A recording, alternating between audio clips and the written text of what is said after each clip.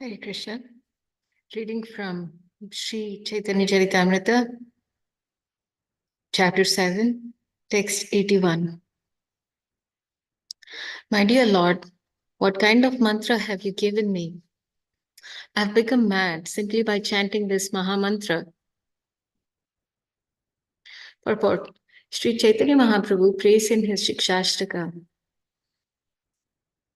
Yugaitam nimishena chakshusha pravashaitam shunyaitam jagat sarvam Govinda virahena me. O Govinda, feeling your separation, I'm considering a moment to be like 12 years or more. Tears are flowing from my eyes like torrents of rain, and I'm feeling all vacant in the world in your absence.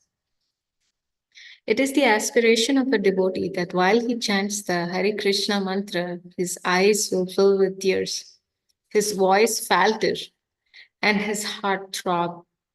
These are the good signs in chanting the holy name of the Lord. In ecstasy, one should feel the entire world to be vacant without the presence of Govinda.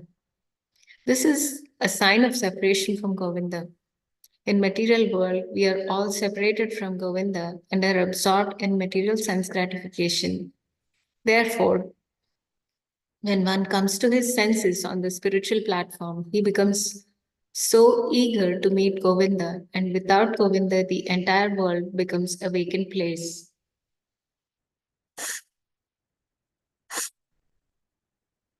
Text 82. Chanting the holy name in ecstasy causes me to dance, laugh, and cry. When my spiritual master heard all this, he smiled and then began to speak. Purport. When a disciple very perfectly makes progress in spiritual life, this gladdens the spiritual master, who then also smiles in ecstasy, thinking, how successful my disciple has become. He feels so glad that he smiles as he enjoys the progress of the disciple. Just as a smiling parent enjoys the activities of a child who is trying to stand up or crawl perfectly. Text 83. It is the nature of the Hare Krishna Mahamantra that anyone who chants it immediately develops his loving ecstasy for Krishna. Purport. In this verse, it is explained that one who chants the Hare Krishna mantra develops bhava, ecstasy, which to the point, which is at the point at which revelation begins. It is the preliminary stage in developing one's original love of God. Lord Krishna mentions this bhava stage in the Bhagavad Gita. Aham sarvasya prabhavo matta sarvam pravartate iti matva bhajante mam buddha bhava samanvita. I am the source of all spiritual and material worlds. Everything emanates from me. The wise who know this perfectly engage in my devotional service and worship me with all their hearts. A neophyte devotee begins by hearing and chanting, associating with devotees, and practicing the regulative principles. And thus he vanquishes all of his unwanted bad habits. In this way, he develops attachment for Krishna and can forget and cannot forget Krishna even for a moment.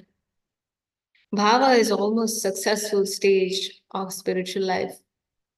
A sincere student orally receives the holy name from the spiritual master, and after being initiated, he follows the regulative principles given by the spiritual master.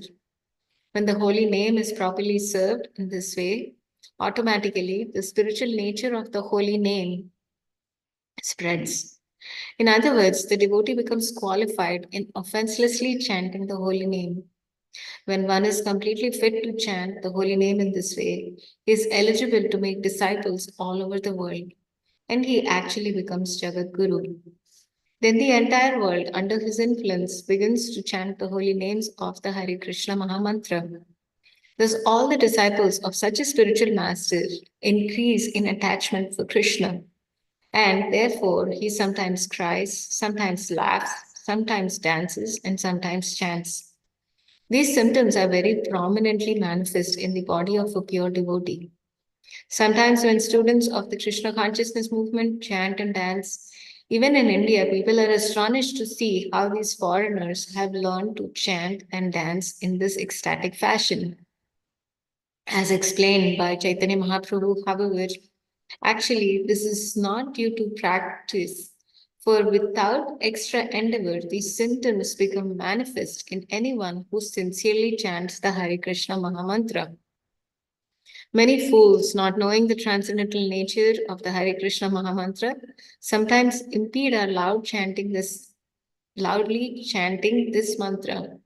Yet one who is actually advanced in the fulfillment of chanting the Hare Krishna Mahamantra induces others to chant also.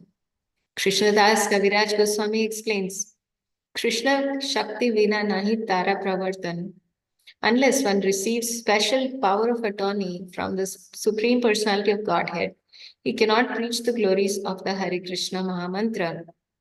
As a devotee, as devotees propagate the Hare Krishna Mahamantra, the general population of the entire world gets the opportunity to understand the glories of the holy name.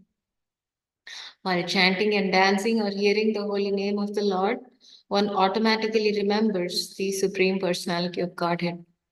And because there is no difference between the holy name and Krishna, the chanter is immediately linked with Krishna. Thus connected, a devotee develops his original attitude of service to the Lord. In this attitude of constantly serving Krishna, which is called bhava, he always thinks of Krishna in many different ways. One who has attained this bhava stage is no longer under the clutches of the illusory energy. When other spiritual ingredients such as trembling, perspiration, and tears are added to this bhava stage, the devotee gradually attains love of Krishna. The holy name of Krishna is called Mahamantra. Other mantras mentioned in the Narada Pancharatra are known simply as mantras, but the chanting of the holy name of the Lord is called Mahamantra. Text 84, translation. Religiosity, economic development, sense gratification, and liberation are known as the four goals of life. But before love of Godhead, the fifth and the highest goal, these appear as insignificant as straw in the street. Purport. While chanting the holy name of the Lord, one should not desire the material advancements represented by religiosity, economic development, sense gratification, and ultimately liberation from the material world. As stated by Chaitanya Mahaprabhu, the highest perfection in life is to develop one's love for Krishna. Prema Pumartho Mahan, Sri Chaitanya Mahaprabhur Mata Matam Idam. When we compare love of Godhead with religiosity, economic development, sense gratification, and liberation, we can understand that these achievements may be desirable objectives for bubukshus, or those who desire to enjoy this material world, and mumukshus, or those who desire liberation from it. But they are very insignificant in the eyes of a pure devotee who has developed bhava, the preliminary stage of love of Godhead. Dharma, Artha, Kama, and Moksha are the four principles of religion that pertain to the material world. Therefore, in the beginning of Srimad Bhagavatam, it is declared Dharma Projita Kaitavotra, cheating religious systems in terms of these four material principles are completely discarded from Srimad Bhagavatam. For Srimad Bhagavatam teaches only how to develop one's dormant love of God. The Bhagavad Gita is the preliminary study of Srimad Bhagavatam, and therefore it ends with the word Sarva Dharman Parityajya Mamekam Sar Sharanam Vraja. Abandon all varieties of religion and just surrender unto me. Bhagavad Gita 18.66. To adapt this means one should reject all ideas of religiosity, economic development, sense gratification, and liberation, and fully engage in the service of the Lord, which is transcendental to these four principles. Love of Godhead is the original function of the spirit soul, and it is as eternal as the soul and the supreme personality of Godhead. This eternity is called Sanatana. When a devotee revives his loving service to the Supreme Personality of Godhead, it should be understood that he has been successful in achieving the desired goal of his life. At this time, everything is automatically done by the mercy of the holy name, and the devotee automatically advances in his spiritual progress. Text 85, translation. For a devotee who has actually developed bhava, the pleasure derived from dharma, artha, kama, and moksha appear like a drop in the presence of the sea. 86. The conclusion of all revealed scriptures is that one should awaken his dormant love of Godhead. You are greatly fortunate to have already done so. 87. It is the characteristic of love of Godhead that by nature it induces transcendental symptoms in one's body and makes one more and more greedy to achieve the shelter of the lotus feet of the Lord. 88. When one actually develops love of Godhead, he naturally sometimes cries, sometimes laughs, sometimes chants, and sometimes runs here and there just like a madman. Purport. In this connection, Bhaktisiddhanta Saraswati Goswami says that sometimes persons who have no love of Godhead at all display ecstatic bodily symptoms. Artificially, they sometimes laugh, cry, and dance just like a madman. But this cannot help one progress in Krishna consciousness. Rather, such artificial agitation of the body is to be given up when one naturally develops the necessary bodily symptoms. Actual blissful life, manifested in genuine spiritual laughing, crying, and dancing, is the symptom of real advancement in Krishna consciousness, which can be achieved by a person who always voluntarily engages in the transcendental loving service of the Lord. If one who has not yet developed imitates such symptoms artificially, he creates chaos in the spiritual life of human society. 88 and 89. Perspiration, trembling, standing on the end of one's bodily hairs, tears, faltering voice, fading complexion, madness, melancholy, patience, pride, joy, and humility. These are the various natural symptoms of ecstatic love of Godhead, which causes a devotee to dance and float in an ocean of transcendental bliss while chanting the Hare Krishna mantra. Purport. Srila Jiva Goswami, in his Priti Sandarbha 66, explains this stage of love of Godhead. Bhagavat Priti Rupa Vritrir Mayadi Maina Bhavati Kim Tarhi Swarupa Shakti Ananda Rupa Yat Ananda Pradhanina Sri Bhagavat Ap, Apiti. Similarly, in the 16th text, he offers a similar explanation. Tad evam priti lakshanam chitta dravastasya cha roma harshadikam kathanchit jate api chitta drava roma harshadika bana chet asya sudhas sudhistadapi na भक्ते समग आविर्भाव इति ज्ञापितम् अस्या सुधीर नाम चान्य तत्पार्य परित्यागः परितात्पर्यं च अति अत एवान्निमित्त स्वाभाविक स्वाभाविकी चेति तत् विशेषणम्. Transcendental love of Godhead is not under the jurisdiction of the material energy, for it is the transcendental bliss and pleasure potency of the Supreme Personality of Godhead. Since the Supreme Lord is also under the influence of transcendental bliss, when one comes in touch with such bliss in love of Godhead, one's heart melts, and the symptoms of this are standing of the hair on end, etc. Sometimes a person thus melts and manifests these transcendental symptoms, yet at the same time is not well behaved in his personal transactions. This indicates that he has not yet reached complete perfection in devotional life. In other words, a devotee who dances in ecstasy, but after dancing and trying appears to be attracted to material affairs, has not yet reached the perfection of devotional service, which is called Asya Sudham, or the perfection of existence. Asya Suddhi, or the perfection of existence. One who attains the perfection of existence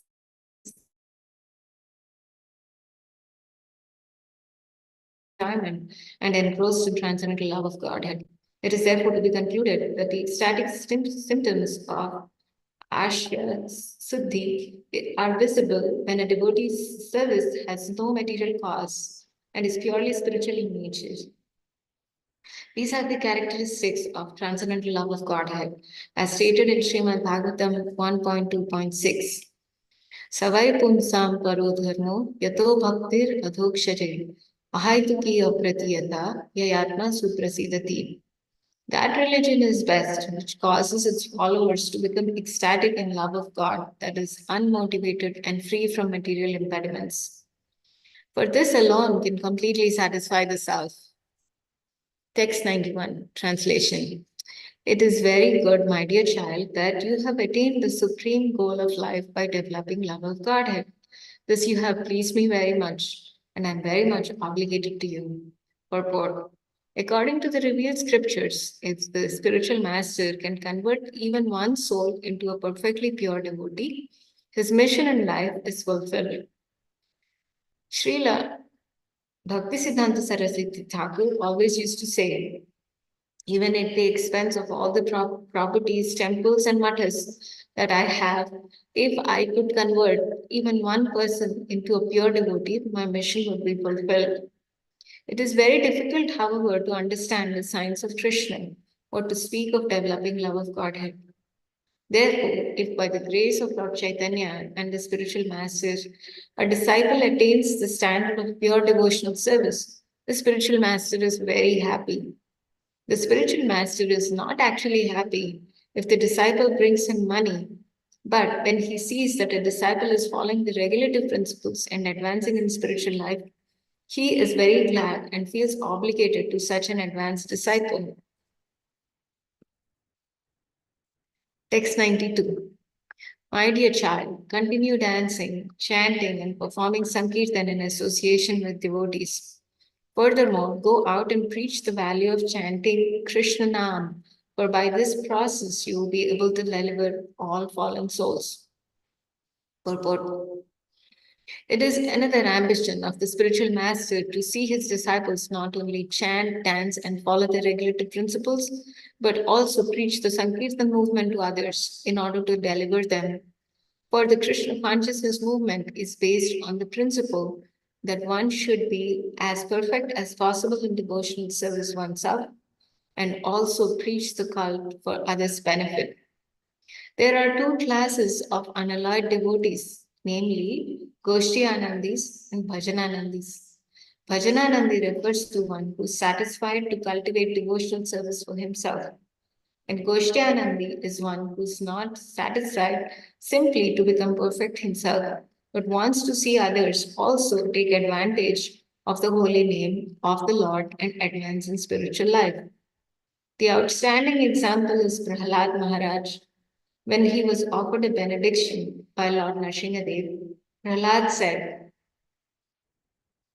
my dear Lord, I have no problems and want no benediction from you, because I am quite satisfied to chant your holy name. This is sufficient for me, because whenever I chant, I immediately merge in an ocean of transcendental bliss. I only lament to see others bereft of your love. They're rotting in material activities for transient material pleasure and spoiling their lives, toiling all day and night simply for sense gratification, with no attachment for love of Godhead. I'm simply lamenting for them and devising various plans to deliver them from the clutches of Maya. Srimad Bhagavatam 7.9.43. Srila Bhaktisiddhanta Saraswati Thakur explains in his Anubhasya, a person who has attracted the attention of the spiritual master by his sincere service likes to dance and chant with similarly developed Krishna conscious devotees. The spiritual master authorizes such a devotee to deliver fallen souls in all parts of the world. Those who are not advanced prefer to chant the Hare Krishna Maha Mantra in a solitary place. Such activities constitute, in the language of Srila Bhaktisiddhanta Saraswati Thakur, a type of cheating process, in the sense that they imitate the activities of exalted personalities like Haridas Thakur. One should not attempt to imitate such exalted devotees. Rather, everyone should endeavor to preach the cult of Sri Chaitanya Mahaprabhu in all parts of the world and thus become successful in spiritual life. One who is not very expert in preaching may chant in a secluded place, avoiding bad association. But for one who is actually advanced, preaching and meeting people who are not engaged in devotional service are not at disadvantages. A devotee gives the non devotees his association, but is not affected by their misbehavior. Thus, the activities of a pure devotee, even those who are bereft of love of Godhead, get a chance to become devotees of the Lord one day. In this connection, Srila Bhaktisiddhanta Saraswati Thakur advises that one discusses the verse in Srimad Bhagavatam, beginning Naiti Samacharej Jati Manasyapi Hi Anivishwarya 10.33.30 and the following verse in Bhakti Rasamrita Sindhu. अनाशक्तस्य विषयान् यथार्हम् उपयुञ्जितः निर्बन्धकृष्णसम्बन्धे युक्तं वैराग्यमुच्यते. One should not imitate the activities of great personalities. One should be detached from material enjoyment and should accept everything in connection with Krishna's service. Text 93. Saying this, my spiritual master taught me a verse from Srimad Bhagavatam. It is the essence of all of the Bhagavatam's instructions. Therefore, he recited this verse again and again. Purport. This verse from Srimad Bhagavatam, 11th canto, chapter 2, text 40, was spoken by Sri Narada Muni to Vasudeva to teach him about Bhagavad Dharma. Vasudeva had already achieved the result of Bhagavad Dharma because Lord Krishna appeared in his house as his son. Yet, in order to teach others, he desired to hear from Sri Narada Muni to be enlightened in the process of Bhagavad Dharma. That is the humbleness of a great devotee. 94. When a person is actually advanced and takes pleasure in chanting the holy name of the Lord, who is very dear to him, he is agitated and loudly chants the holy name. He also laughs, cries, becomes agitated, and chants just like a madman, not caring for outsiders.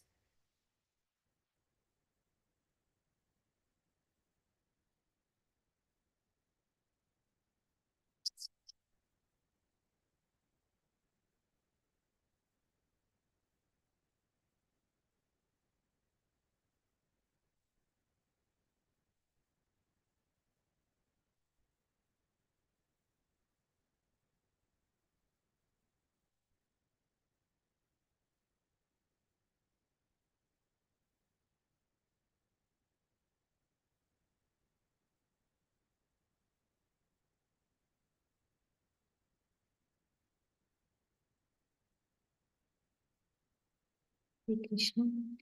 Text 95. I firmly believe in these words of my spiritual master, and therefore I always chant the holy name of the Lord alone and in the association of devotees. That holy name of Lord Krishna sometimes causes me to chant and dance, and therefore I chant and dance. Please do not think that I intentionally do it, I do it automatically. Purport. A person who cannot keep his faith in the words of his spiritual master but acts independently never receives the authority to chant the holy name of the Lord. It is said in the Vedas. Only unto those great souls who have implicit faith in both the Lord and the spiritual master are all the imports of Vedic knowledge automatically revealed. This Vedic injection is very important, and Sri Chaitanya Mahaprabhu supported it by his personal behavior. Believing in the words of his spiritual master, he introduced the Sankirtana movement just as the present Krishna consciousness movement was started with belief in the words of our spiritual master. He wanted to preach, we believed in his words and tried somehow or others to for other to fulfill them, and now this movement has become successful all over the world. Therefore, faith in the words of the spiritual master and in the Supreme Personality of Godhead is the secret of success. Sri Chaitanya Mahaprabhu never disobeyed the orders of his spiritual master and stopped propagating the Sankirtana movement. Sri Bhaktisiddhanta Saraswati Goswami, at the time of his passing away, ordered all his disciples to work conjointly to preach the mission of Chaitanya Mahaprabhu all over the world. Later, however, some self-interested foolish disciples disobeyed his orders. Each one of them wanted to become head of the mission and they fought in the courts, neglecting the order of the spiritual master, and the entire mission was defeated. We are not proud of this. However, the truth must be explained. We believe in the words of our spiritual master and started in a humble way, in a helpless way. But due to the spiritual force of the order of the supreme authority, this movement has become successful. It is to be understood that when Sri Chaitanya Mahaprabhu chanted and danced, he did so by the influence of the pleasure potency of the spiritual world. Sri Chaitanya Mahaprabhu never considered the holy name of the Lord to be a material vibration. Nor does any pure devotee mistake the chanting of the Hare Krishna Mahamantra to be a material musical manifestation. Lord Chaitanya never tried to be the master of the holy name. Rather, he taught us how to be servants of the holy name. If one chants the holy name of the Lord just to make a show, not knowing the secret of success, he may increase his bile secretion, but he will never attain perfection in chanting the holy name. Sri Chaitanya Mahaprabhu presented himself in this way: I am a great fool and do not have knowledge of right and wrong. In order to understand the real meaning of the Vedanta Sutra, I never followed the explanation of the Sankara Sampradaya or Mayavadi sannyasis. I am very much afraid of the illogical arguments of the Mayavadi philosophers. Therefore, I think I have no authority regarding their explanations of the Vedanta Sutra. I firmly believe that simply chanting the holy name of the Lord can remove all misconceptions of the material world. I believe that simply by chanting the holy name of the Lord, one can attain the shelter of the lotus feet of the Lord. In this age of quarrel and disagreement, the chanting of the holy name is the only way to liberation from the material clutches. By chanting the holy name, Lord Chaitanya continued, I became almost mad. However, after inquiring from my spiritual master, I have come to the conclusion that instead of striving for achievement in the four principles of religiosity, dharma, economic development, artha, sense gratification, karma, and liberation, moksha, it is better if somehow or other one develops transcendental love of Godhead. That is the greatest success in life. One who has attained love of Godhead chants and dances by his nature, not caring for the public. This stage of life is known as Bhagavad Jivana, or the life of a devotee. Sri Chaitanya Mahaprabhu continued, I never chanted and danced to make an artificial show. I dance and chant because I firmly believe in the words of my spiritual master. Although the Mayavadi philosophers do not like this chanting and dancing, I nevertheless perform it on the strength of his words. Therefore, it is to be concluded that I deserve very little credit for these activities of chanting and dancing, for they are being done automatically by the grace of the Supreme Personality of Godhead. Text 97.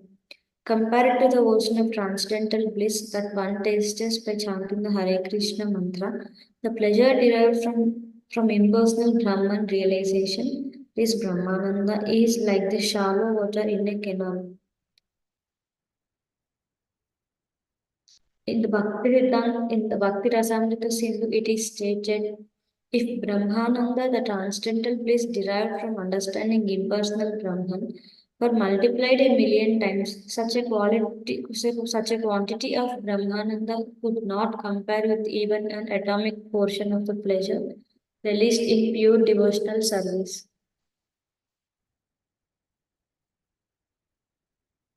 Text 98. My dear Lord, O Master of the universe, since I have directly seen you, my transcendental bliss has taken the shape of a great ocean. Being situated in that ocean, I now realize all other so called happiness to be like the water contained in the hoof print of a calf. Perfect. The transcendental bliss enjoyed in pure devotional service is like an ocean, whereas material happiness and even the happiness to be derived from the realization of impersonal Brahman are just like the water in the hoof print of a calf. This is a verse from the Haribhakti Sudhodaya, text 99. After hearing Lord Sri Chaitanya Mahaprabhu, all the Mayavadis sannyasis were moved. Their minds changed and thus they spoke with pleasing words. Perfect. The Mayavadi sannyasis met Chaitanya Mahaprabhu at Varanasi to criticize the Lord regarding his participation in the Sankirtana movement, which they did not like. This demonic nature of opposition to the Sankirtana movement perpetually exists. As it existed in the time of Sri Chaitanya Mahaprabhu, similarly it existed long before that, even in the time of Prahlad Maharaj. He used to chant in Sankirtana although his father did not like it, and that was the reason for the misunderstanding between the father and the son. In the Bhagavad Gita, the Lord says, those miscreants who are grossly foolish, who are lowest among mankind, whose knowledge is stolen by illusion, and who partake of the atheistic nature of demons, do not surrender unto me. The Mayavadi sannyasis are asuram bhavam asrita, which means that they have taken the path of asuras who do not believe in the existence in the form of the Lord.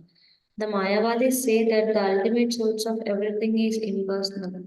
And in this way, they deny the existence of God. Saying that there is no God is direct denial of God. And saying that God exists but has no head, legs, or hands and cannot speak. Here or it is a negative way of denying his existence. A person who cannot see is called blind, one who cannot walk is called lame, one who has no hands is called helpless, one who cannot speak is called dumb, and one who cannot hear is called deaf. The Mayavadi's proposition that God has no legs, no eyes, no ears, and no hands is an indirect way of insulting him by defining him as blind, deaf, dumb, lame, helpless, etc. Therefore, although they present themselves as great Vedantists, they are factually Mayaya Pahrata Jnana. In other words, they seem to be very learned scholars, but the essence of their knowledge has been taken away. Impersonalist Mayavadis always try to defy Vaishnavas because Vaishnavas accept the Supreme Personality as a Supreme Cause and want to serve Him, talk with Him, and see Him, just as the Lord is also eager to see His devotees and talk, eat, and dance with them. These personal exchanges of love do not appeal to the Mayavadi sannyasis. Therefore, the original purpose of the Mayavadi sannyasis of Benares in meeting Chaitanya Mahaprabhu was to defeat his personal conception of God. Sri Chaitanya Mahaprabhu, however, as a preacher, turned the minds of the Mayavadi sannyasis. They were melted by the sweet words of Sri Chaitanya Mahaprabhu and thus become friendly and spoke to him also in sweet words. Similarly, all preachers will have to meet opponents, but they should not make them more inimical. They are already enemies, and if we talk with them harshly or impolitely, their enmity will merely increase. We should therefore follow in the footsteps of Lord Chaitanya Mahaprabhu as far as possible and try to convince the opposition by quoting from the Shastras and presenting the conclusion of the Acharyas. It is in this way that we should try to defeat all the enemies of the Lord. Text 100. Dear Sri Chaitanya Mahaprabhu, what you have said is all true. Only one who is favored by fortune attains love of Godhead. Purport. One who is actually very fortunate can begin Krishna consciousness, as stated by Chaitanya Mahaprabhu to Srila Rupa Goswami. There are millions of living entities who have become conditioned by the laws of material nature, and they are wandering throughout the planetary systems of this universe in different bodily forms. Among them, one who is fortunate meets a bona fide spiritual master by the grace of Krishna and comes to understand the meaning of devotional service. By discharging devotional service under the direction of the bona fide spiritual master or acharya, he develops love of Godhead. One whose love of Godhead, Krishna Prema, is awakened and who thus becomes a devotee of the inconceivable Supreme Personality of Godhead is to be considered extremely fortunate. The Mayavadi sannyasis admitted this fact to Sri Chaitanya Mahaprabhu. It is not easy for one to become a Krishna conscious person, but by the mercy of Sri Chaitanya Mahaprabhu, it can be possible, as will be proven in the course of this narration. Text 101. Dear sir, there is no objection to your being a great devotee of Lord Krishna. Everyone is satisfied with this, but why do you avoid discussion on the Vedanta Sutra? What is the fault in it? Perfect. Srila Bhaktisiddhanta Saraswati Thakur comments in this connection. Mayavadi sannyasis accept that the commentary by Sri Shankaracharya, known as Saririka Bhasya, gives the real meaning of Vedanta Sutra. In other words, Mayavadi sannyasis accept the meanings expressed in the explanations of the Vedanta Sutra by Shankaracharya, which are based on monism. Thus, they explain the Vedanta Sutra, the Upanishads, and all such Vedic literatures in their own impersonal way. The great Mayavadi sannyasi Sadananda Yogindra has written a book known as Vedanta Sutra, Vedanta Sara, in which he writes Vedanto Nama Upanishad Pramanam Tat Upakarini Saririka Sutradini cha. According to Sadananda Yogindra, the Vedanta Sutra and Upanishads are presented by Sri Shankaracharya in his Sariraka Bhashya commentary are the only sources of Vedic evidence. Actually, however, Vedanta refers to the essence of Vedic knowledge, and it is not a fact that there is nothing more than Shankaracharya's Saririka Bhashya. There are other Vedanta commentaries written by Vaishnava Acharyas, none of whom follow Sri Shankaracharya or accept the imaginative commentary of his school. Their commentaries are based on the philosophy of duality.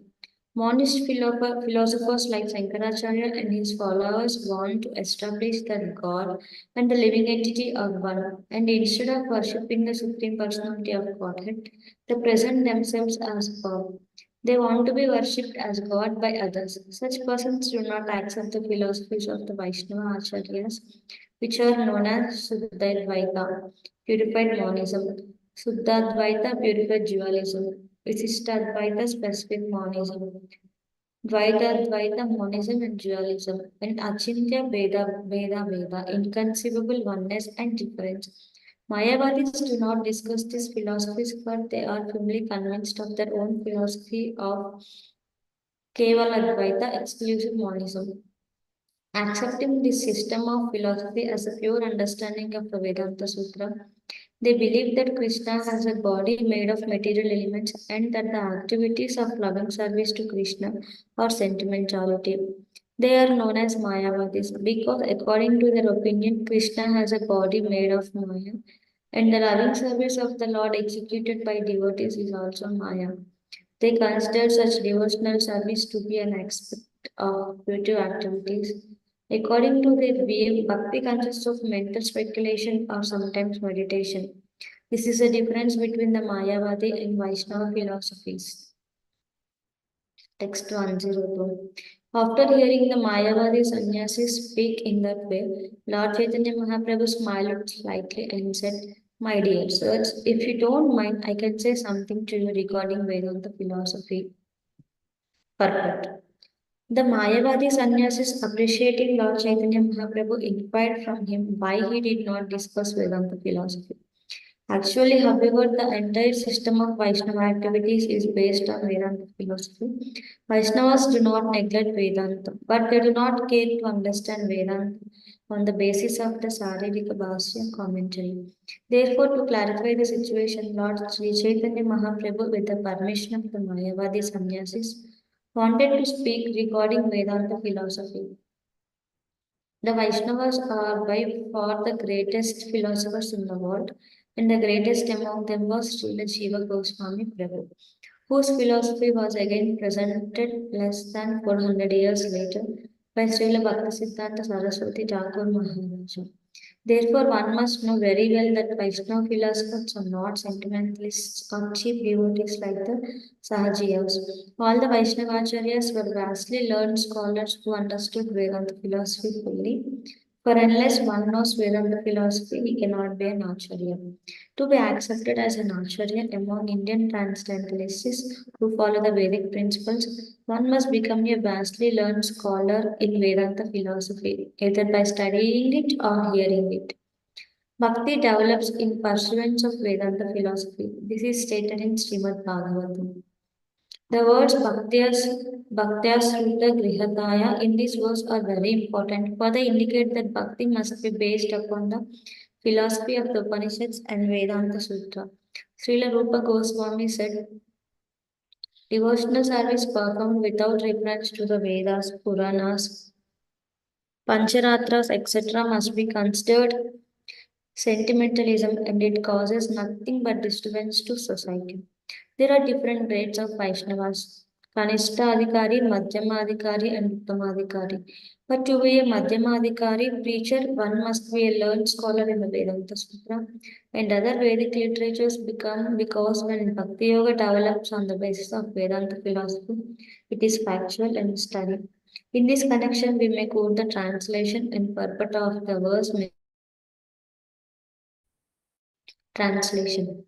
The seriously inquisitive student or sage well equipped detachment realizes that absolute truth by rendering devotional service in terms of what he has Vedanta Shruti purport. Realized in full by the process of devotional service to the Lord. Vasudeva or the personality of Godhead, who is the full-fledged absolute truth. Brahman is his transcendental bodily effulgence and Paramatma is his partial representation.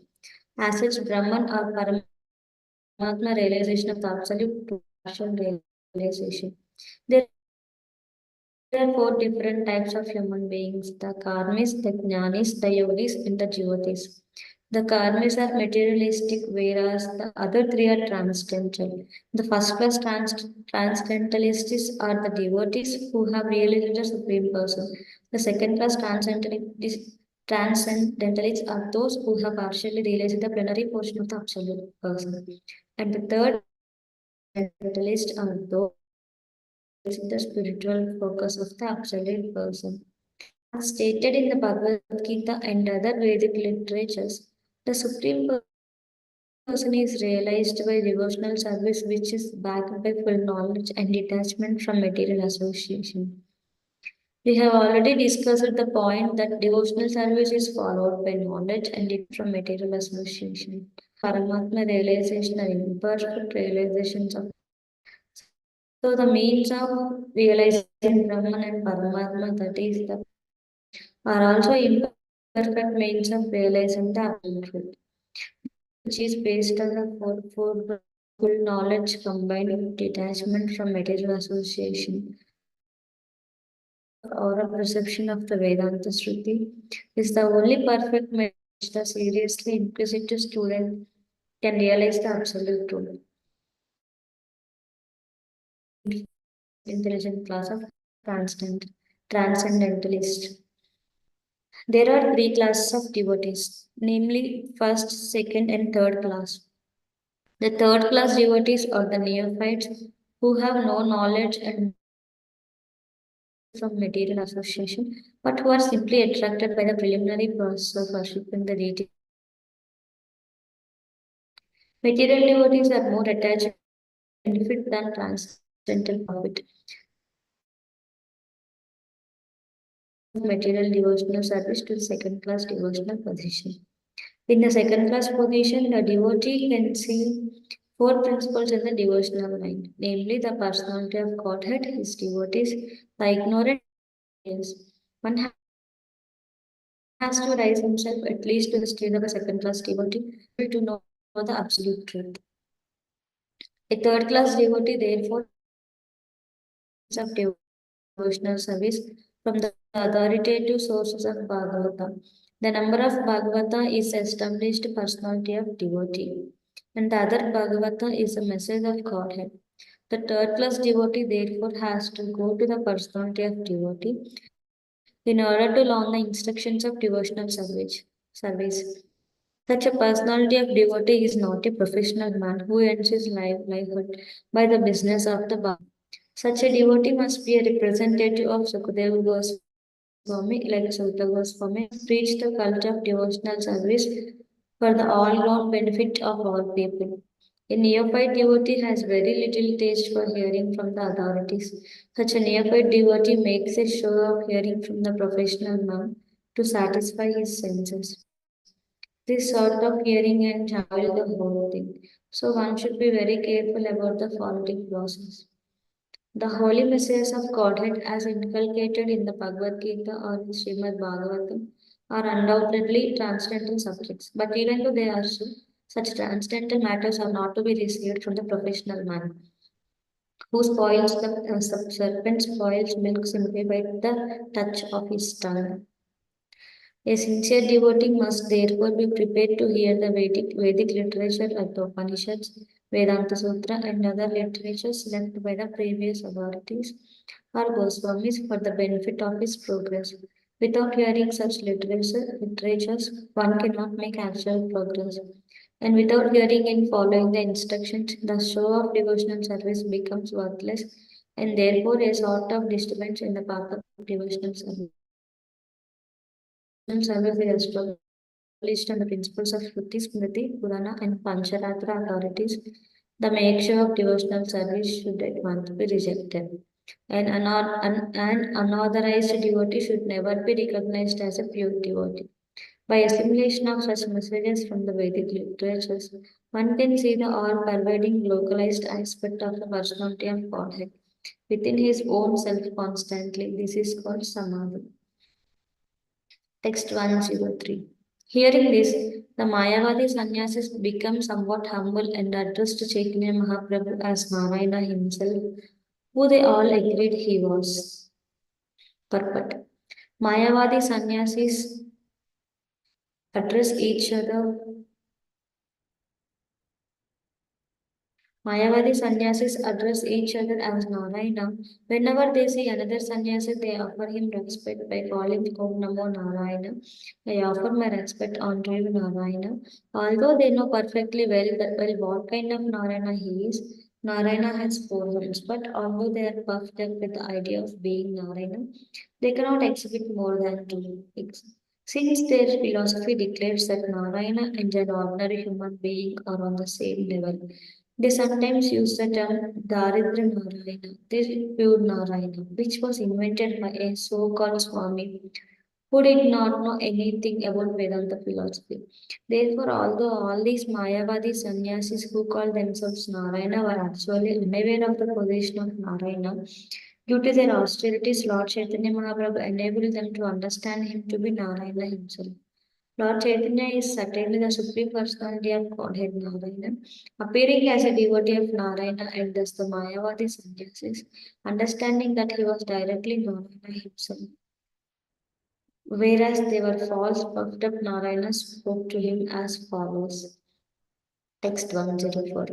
Dear Chaitanya Mahaprabhu, they said to tell you the truth. We are greatly pleased to hear your words, and furthermore, your bodily features are so pleasing that we feel extraordinary satisfaction in seeing you. But in the Shastras, it is said, with one's materially contaminated senses, one cannot understand the Supreme Personality of Godhead or His name, form, qualities, or paraphernalia. But if one renders service unto Him, the Lord reveals Himself. Here one can see the effect of the Mayavadi sannyasis service toward Narayana. Because the Mayavadis offered a little respect to Sri Chaitanya Mahaprabhu and because they were pious and actually followed the austere rules and regulations of Samyasa, they had some understanding of Vedanta philosophy. And by the grace of Lord Chaitanya Mahaprabhu, they could appreciate that he was none other than the Supreme Personality of Godhead, who is endowed with all six opulences. One of these opulences is his beauty. By his extraordinarily beautiful bodily features, the Mayavadi sannyasis recognized Sri Chaitanya Mahaprabhu as Narayana himself. He was not a farcical Narayana like the Daritra Narayanas invented by so-called sannyasis. Text 105. Dear Sir, by your influence, our minds are greatly satisfied, and we believe that your words will never be unreasonable. Therefore, you may speak on the Vedanta Sutra. But in his words Tomara Prabhave, your influence are very important. Unless one is spiritually advanced, he cannot influence an audience.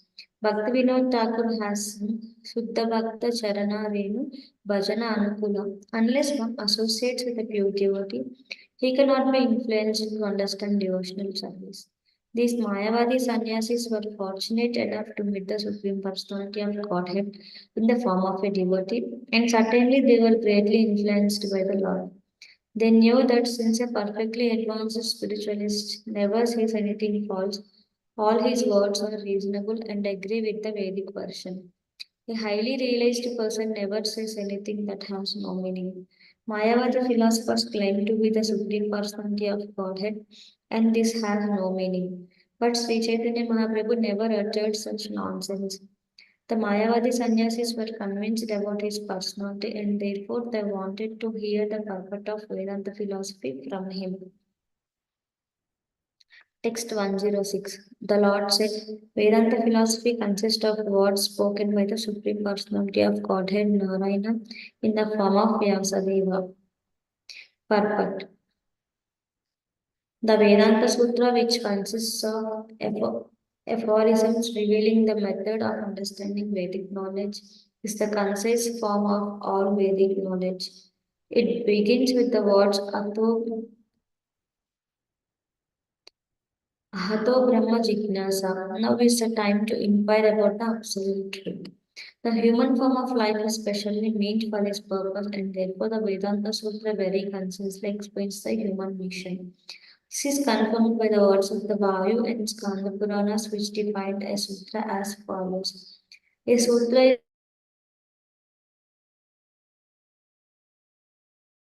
is a comprehensive of all knowledge in a minimum of words. It must be universally applicable and faultless in its linguistic presentation. Anyone familiar with such sutras must be aware of the Vedanta Sutra, which is well known among scholars by the following additional names. Brahma Sutra, Sandirika, Vyasa Sutra, Badarayana Sutra, Uttaram Mimamsa, and Vedanta Darshana.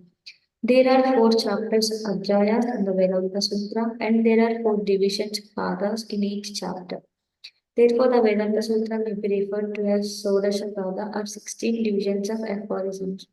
The theme of each and every division is fully described in terms of five different subject matters, Adhikaranas, which are technically called Pratigna Hetu, Udaharana, Upanaya, and Nigamana. Everything must necessarily be explained with reference to pratigna or a solemn declaration of the purpose of the treatise. The solemn declaration given in the beginning of the Vedanta Sutra is Ahato Brahma Jignasa, which indicates that this book was written with the solemn declaration to inquire about the absolute truth. Similarly, reasons must be expressed here too. Examples must be given in terms of various facts, udaharana. The theme must gradually be brought nearer for understanding, and finally, it must be supported by authoritative quotations from the Vedic Shastras. According to the great dictionary compiler Hemachandra, also known as Kosarana, Vedanta refers to the purport of the Upanishads and the Brahmana portion of the Vedas. Professor Apt in his dictionary describes the Brahmana portion of the Vedas as the portion which states the rules for employmental hymns at various sacrifices and gives detailed explanations of the origin, sometimes with lengthy illustrations in the form of legends and stories. It is distinct from the mantra portion of the Vedas. Hemachandra says that the supplement of the Vedas is called the Vedanta Sutra. Veda means knowledge and Anta means the end. In other words, proper understanding of the ultimate purport of the Vedas is called Vedanta knowledge. Such knowledge, as given in the aphorisms of the Vedanta Sutra, must be supported by the Upanishads. According to learned scholars, there are three different sources of knowledge which are called Prasthanatraya. According to these scholars, Vedanta is one of such sources, for it presents Vedic knowledge on the basis of logic and sound argument. In the Bhagavad Gita, the Lord says Brahma Sutra Padais Chaiva Hetu Madbir Vinishita. Understanding of the ultimate goal of life is ascertained in the Brahma Sutra by legitimate logic and argument concerning cause and effect. Therefore, the Vedanta Sutra is known as Nyaya Prasthana. The Upanishads are known as Shruti Prasthana, and the Gita, Mahabharata, and Puranas are known as Smriti Prasthana. All scientific knowledge of constants must be supported by Shruti, Smriti, and a sound logical basis. It is said that both the Vedic knowledge and the supplement of the Vedas called the Sattvata Pancharatra emanated from the breathing of Narayana, the Supreme Personality of Godhead. The Vedanta Sutra aphorisms were compiled by Srila Vyasadeva, a powerful incarnation of Sri Narayana. Although it is sometimes said that they were compiled by a great sage named Apantaratama. The Pancharatra and Vedanta Sutra, however, express the same opinion. Sri Chaitanya Mahaprabhu therefore confirms that there is no difference in opinion between the two.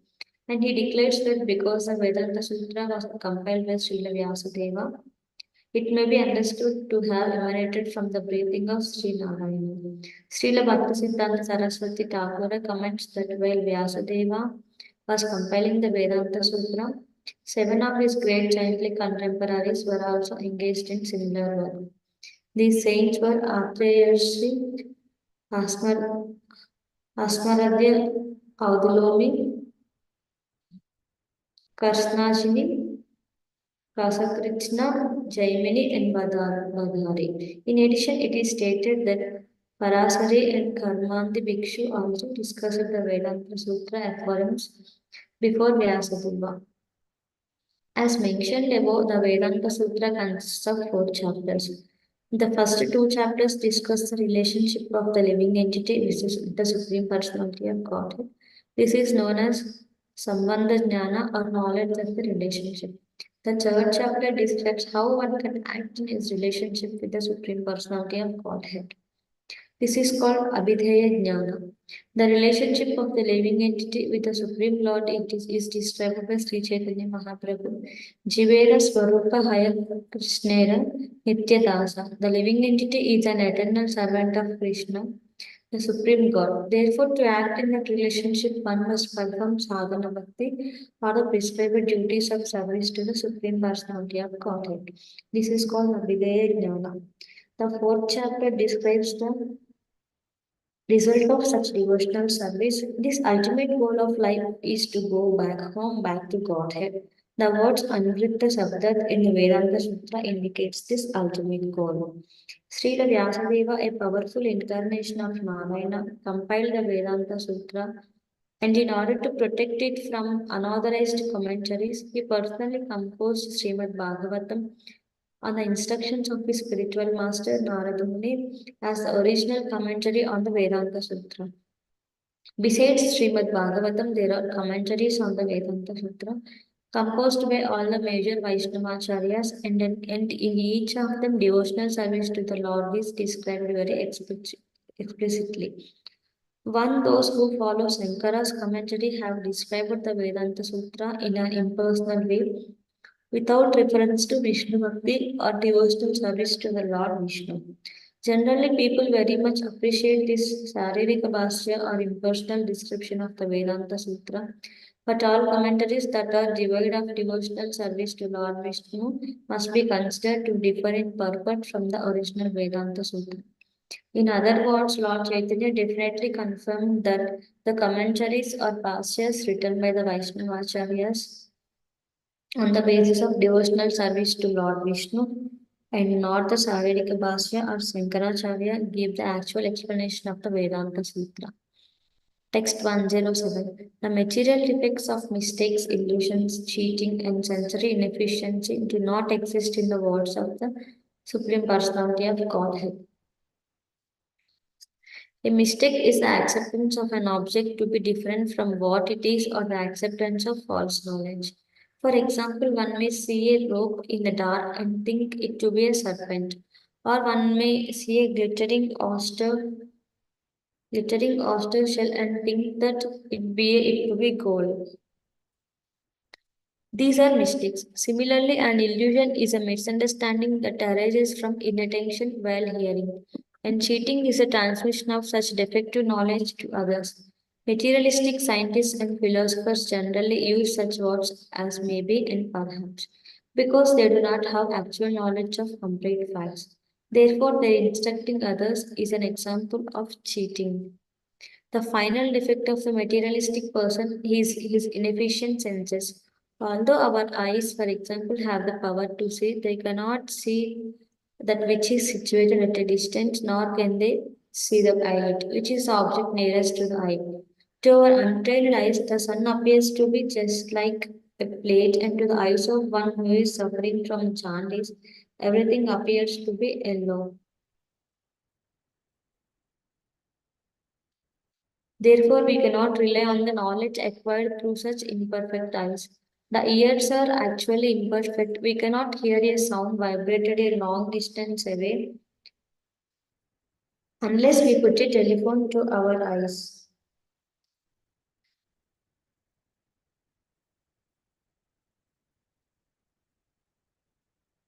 Similarly, if we analyze all our senses in this way, we will find them all to be imperfect. Therefore, it is useless to acquire knowledge through the senses. The Vedic process is to hear from authority. In the Bhagavad Gita, the Lord says, Evam parampara praptam imam rajashrayo viduhu. The supreme science was thus received through the climb to the chain of disciplic succession, and the saintly kings understood it in that way. We have to hear not from a telephone but from an authorized person, but it is he who has real knowledge.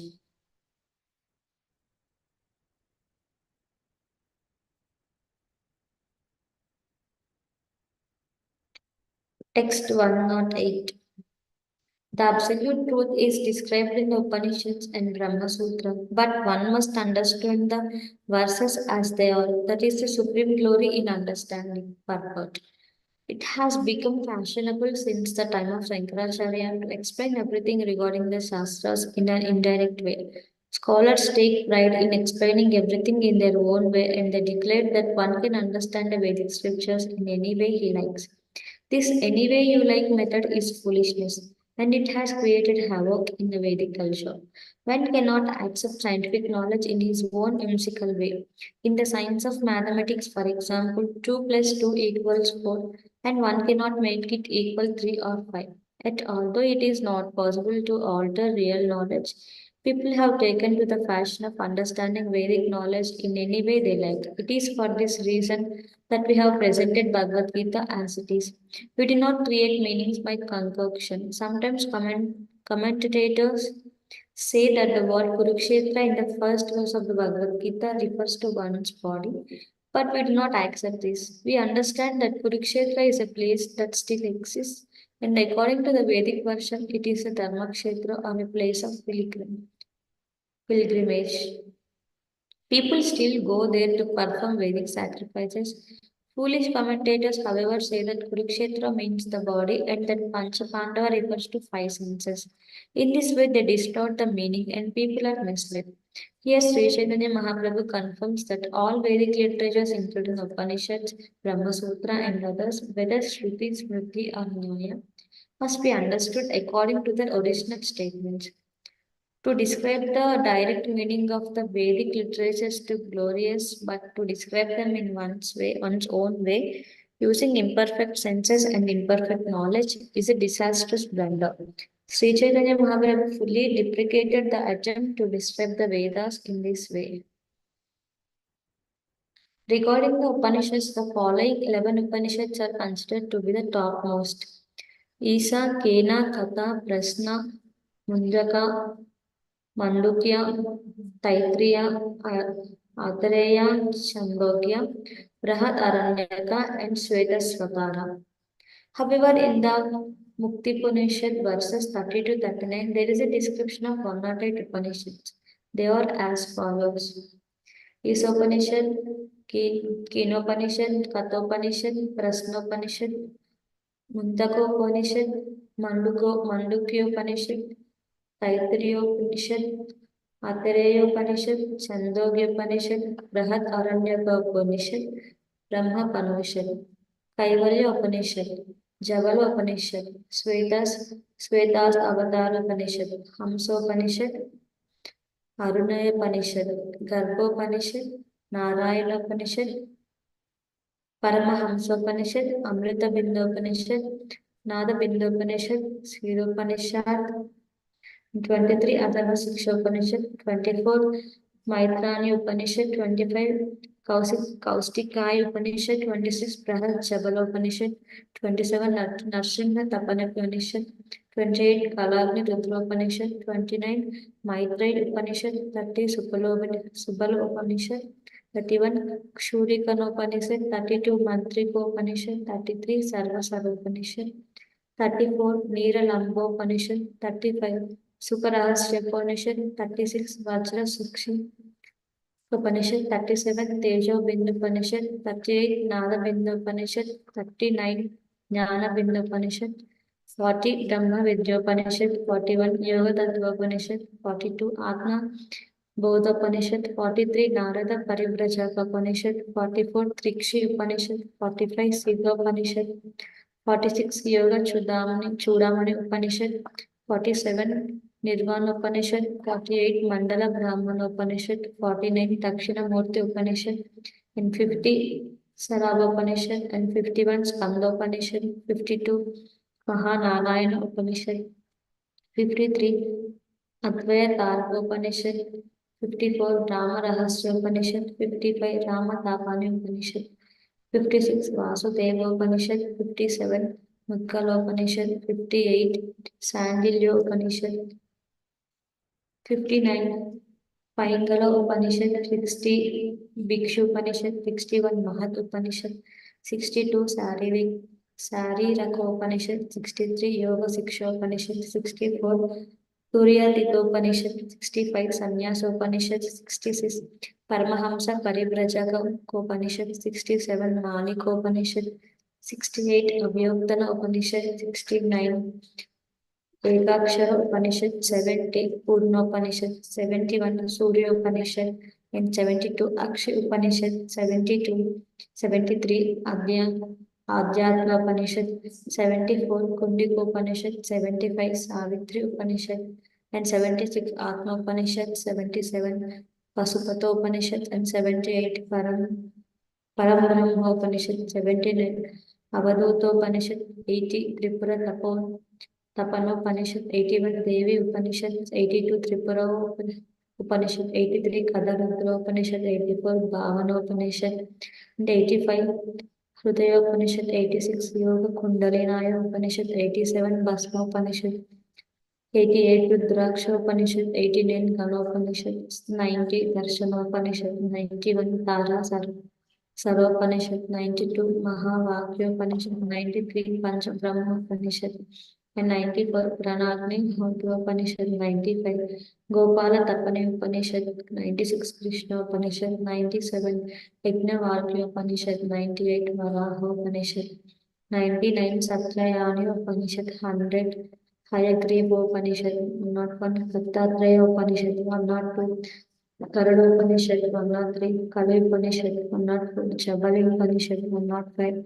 Saubhagya Upanishad, 106 Saraswati Rahasya Upanishad, 107 Baharko Upanishad and 108 Muktika Upanishad.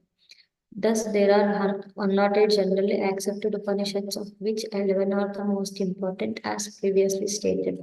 Text 109. Sripada Shankaracharya has described all the Vedic literatures in terms of indirect meanings. One who hears such explanations is ruined. Text 110. Shankaracharya is not at fault, for it is under the order of the Supreme Personality of Godhead that he has covered the real purport of the Vedas. Purport. The Vedic literature is to be considered a source of real knowledge, but if one does not take it as it is, one will be misled. For example, the Bhagavad Gita is an important Vedic literature that has been taught for many years. But because it was commented upon by unscrupulous rascals, people derived no benefit from it. And no one come to the conclusion of Krishna consciousness. Since the purport of the Bhagavad Gita is now being presented as it is, however, within 4 or 5 short years, thousands of people all over the world have become Krishna conscious. That is the difference between direct and indirect explanations of the Vedic literature. Therefore, Sri Chaitanya Mahaprabhu said, Mukhya Vritte Sriyartha Parama Mahatma, to teach the Vedic literature according to its direct meaning without false honesty is glorious. Unfortunately, Sri Shankaracharya, by the order of the Supreme Personality of Godhead, compromised between atheism and theism in order to cheat the atheists and bring them to theism. And to do so, he gave up the direct method of Vedic knowledge and tried to present a meaning which is indirect. It is with this purpose that he wrote his Sharirika Vas commentary on the Vedanta Sutra. One should not therefore attribute very much importance to the Saririka Bhasha.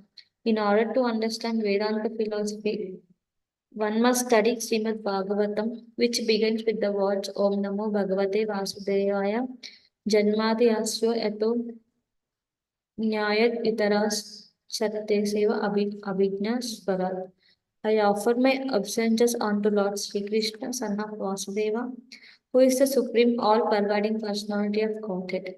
I meditate upon him, the transcendental reality who is the primeval cause of all causes, from whom all manifested universe arise, in whom they dwell, and by whom they are destroyed. I meditate upon that eternally effulgent Lord, who is directly and indirectly conscious of all manifestations and yet is fully independent. Srimad Bhagavatam is a real commentary on the Vedanta Sutra. Unfortunately, if one is attracted to Sri Shankaracharya's commentary, Saradika Bhasya, his spiritual life is doomed. One may argue that since Shankaracharya is an incarnation of Lord Shiva, how is it that he cheated people in this way? The answer is that he did so on the order of his master, the Supreme Personality of Godhead. This is confirmed in the Padma Purana in the words of Lord Shiva himself.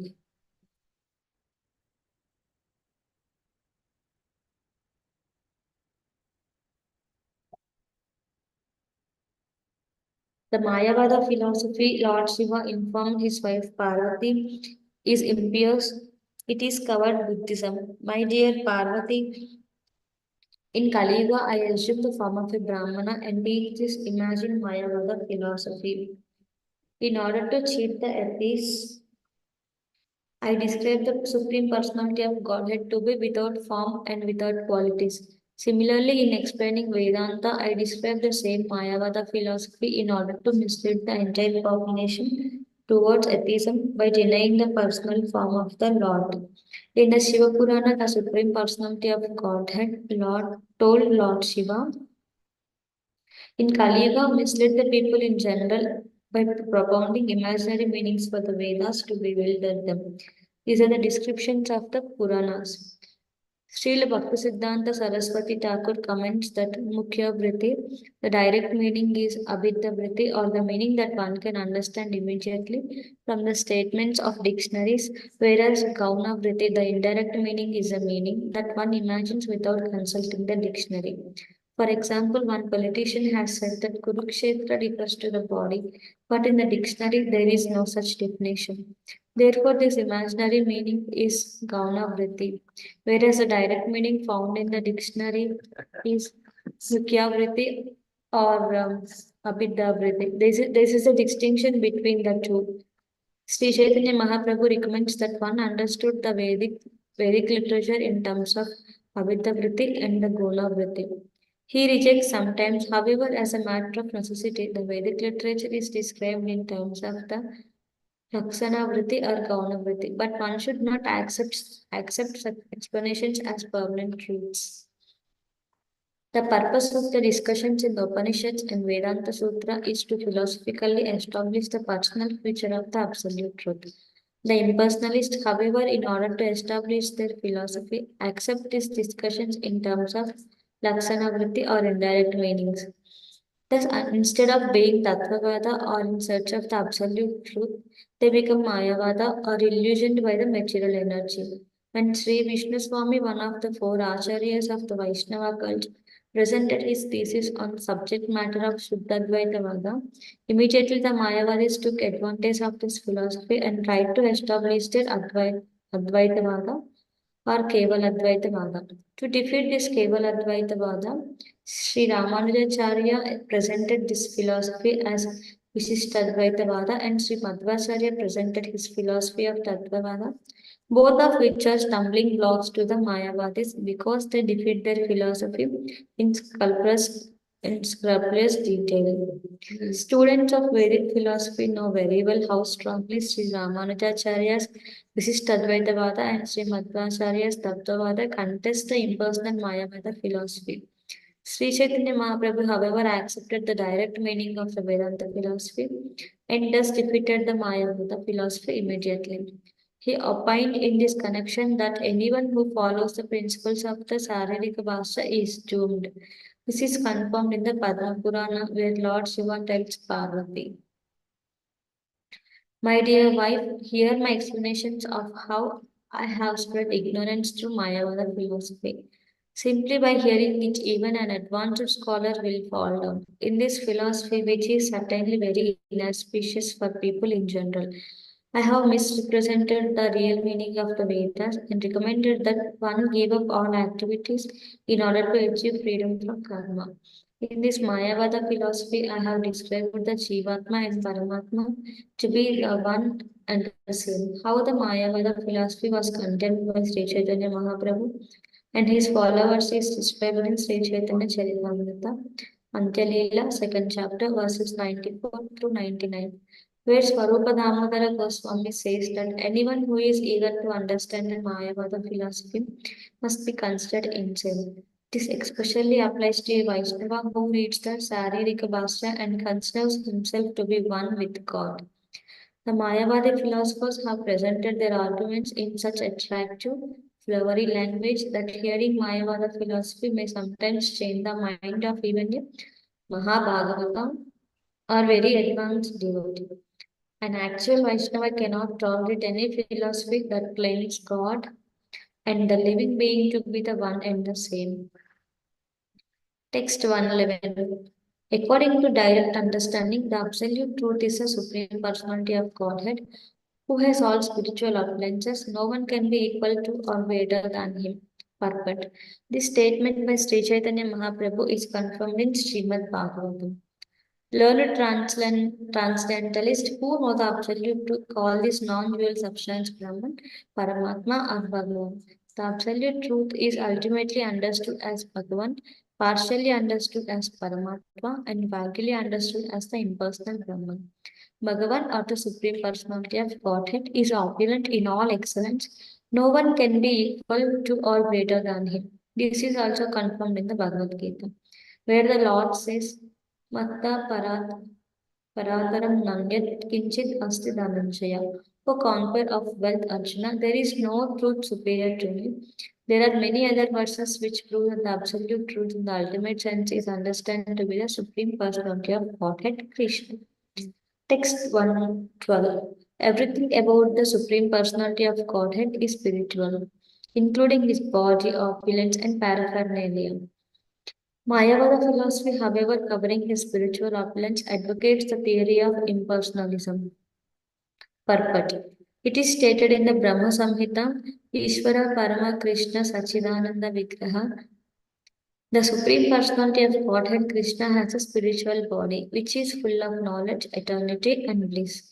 In this material world, everyone's body is just the opposite, temporary, full of ignorance and full of misery. Therefore, when the Supreme Personality of Godhead is sometimes described as Nirakara, this is to indicate that he doesn't have a material body like us. Mayavadi philosophers do not know how it is that the Supreme Personality of Godhead is formless. The Supreme Lord does not have a form like ours, but has a spiritual form. Not knowing this, Mayavadi philosophers simply advocate the one-sided view that the Supreme Godhead or Brahman is formless. In this connection, Srila Bhaktivinoda Thakur offers many quotes from the Vedic literature.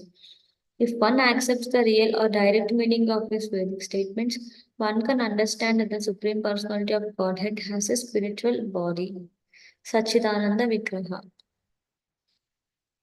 In the Brihad Aranyaka Upanishad, it is said, Purnam Adha Purnam Idam Purnat Purnam Udachyate. This indicates that the body of the Supreme Personality of Godhead is spiritual. For even though he expands in many ways, he remains the same. In the Bhagavad Gita, the Lord says, Aham Sarvasya Prabhavo Matta Sarvam Pravartate. I am the origin of all. Everything emanates from me. Mayavadi philosophers materialistically think that if a supreme truth expands himself in everything, he must lose his original form. Thus, they think that there cannot be any form other than the expansive, gigantic body of the Lord. But the Brihad Aranyaka Upanishad confirms Purnam Idam Purnat Purnam Udachyate. Although he expands in many ways, he keeps his original personality. His original spiritual body remains as it is. Similarly, elsewhere it is stated, Vichitra Shakti Purusha Purana, the Supreme Personality of Godhead, the original person has multifarious energies. And the Sveta Svatara Upanishad declares, Savriksha Kala Kritibihi Paro Nyo Asmat Prapancha Parivartate Yam Dharmavaham Papanudam Bhagesham. He is the origin of material creation, and it is due to him only that everything changes. He is the protector of religion and annihilator of all sinful activities. He is the master of all opulences. Vedaham etam purusham mahantam adityavarnam tamasa parastat. Now I understand the Supreme Personality of Godhead to be the greatest of the great. He is effulgent like the sun and is beyond this material world. Patim Patinam Paramam Parastat. He is the master of all masters, the superior of all superiors. Mahan Prabhur Vai Purusha. He is the supreme master and supreme person. Parasya Shakti Vividaiva Shruyate. We can understand his opulences in different ways. Similarly, in the Rig Veda, it is stated Tad Vishnu Paramam Param Sada Pasyanti Suraya. Vishnu is the supreme, and those who are actually learned think only of his lotus feet. In the Prasna Upanishad, it is said, Saiskam Chakre. He glanced over the material creation. In the Aitareya Upanishad, it is said, Sa Aiksata. He glanced over the material creation. And Saima Lokan Asrajata. He created this entire material world. Thus, many verses can be quoted from the Upanishads and Vedas, which prove that the Supreme Godhead is not impersonal. In the Katha Upanishad, it is also said, Nityo Nityanam Chetanas Chetananam Eko Bahunam Yo Vidyadati Kaman. He is the supreme, eternally conscious person who maintains all other living entities. From all these Vedic references, one can understand that the absolute truth is a person and that no one can equal or excel him. Although there are many foolish Mayavadi philosophers who think that they are even greater than Krishna, Krishna is Asmartava, no one is equal to or above him. As stated in the Svetasvatara Upanishad, Apani Pado Javano Grahitam. This verse describes the absolute truth as having no legs or hands. Although this is an impersonal description, it does not mean that the absolute personality of Godhead has no form. He has a spiritual form that is distinct from the forms of matter. In this verse, Chaitanya Mahaprabhu clarifies this distinction, Text 113. The Supreme Personality of Godhead is full of spiritual potencies. Therefore, his body, name, fame, and entourage are all spiritual. The Mayavadi philosopher, due to ignorance, says that these are all merely transformations of the material mode of goodness. Perfect. In the seventh chapter of the Bhagavad Gita, the Supreme Personality of Godhead has classified his energies in two distinct divisions, namely Prakrita and Apakrita, or Paraprakriti and Aparaprakriti. In the Vishnu Purana, the same distinction is made. The Mayavadi philosophers cannot understand these two Prakritis or natures, material and spiritual. But one who is actually intelligent can understand them. Considering the many varieties and activities in material nature, why should the Mayavada philosophers deny the spiritual varieties of the spiritual world? The Bhagavatam says, the intelligence of those who think themselves liberated but have no information of the spiritual world is not yet clear. In this verse, the term Avishuddha Buddhaya refers to unclear intelligence.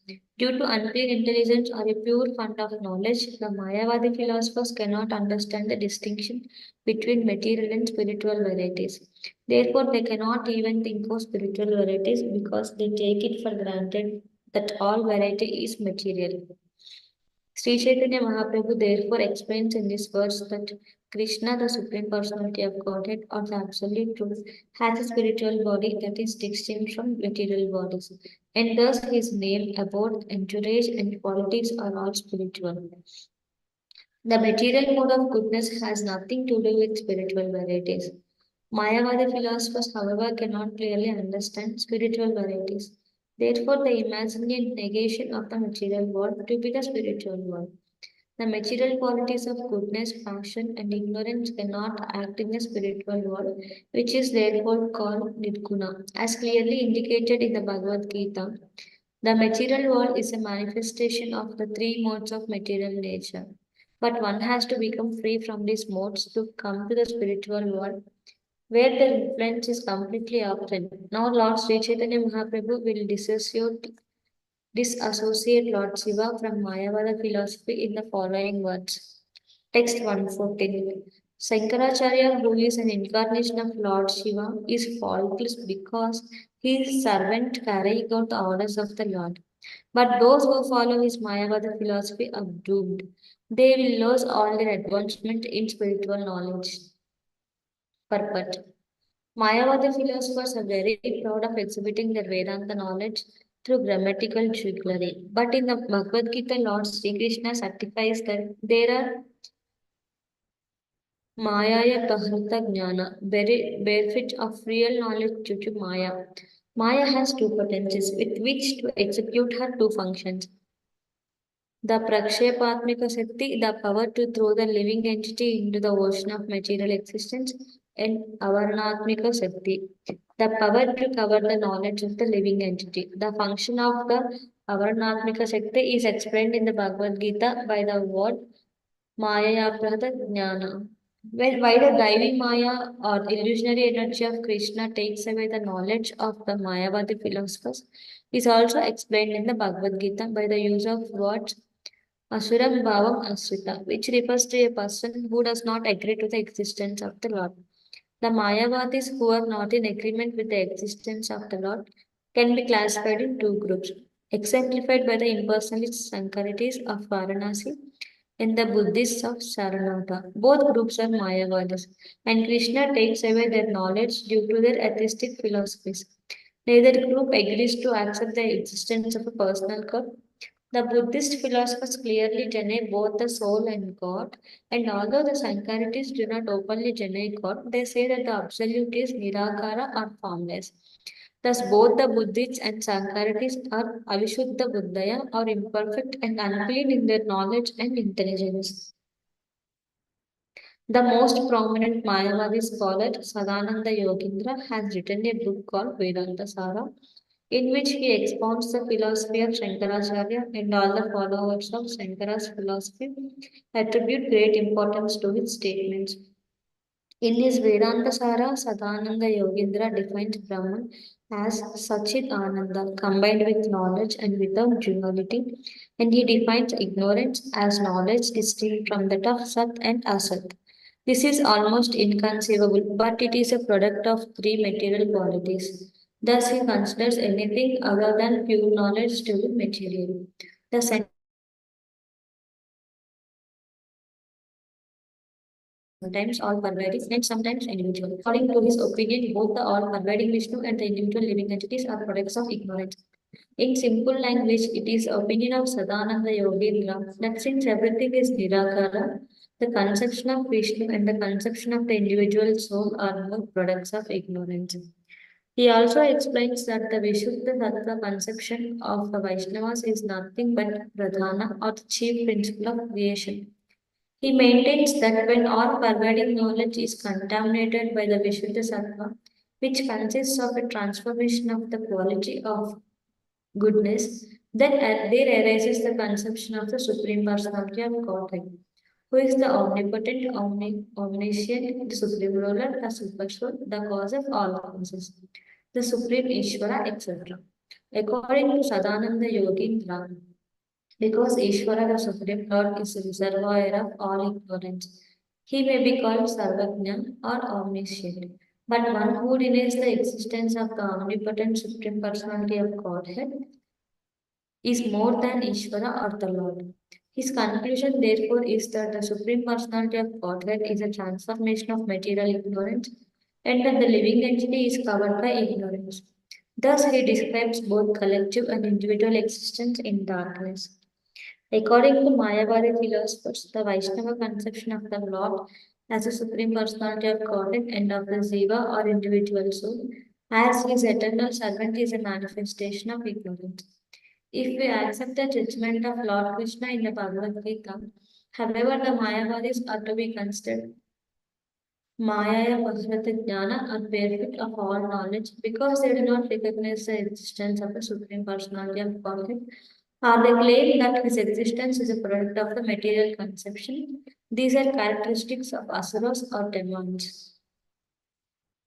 Lord Sri Chaitanya Mahaprabhu in his discourses with Sarvabhauma Bhattacharya said, Vyasadeva composed the Vedanta Sutra to deliver the conditioned souls from this material world.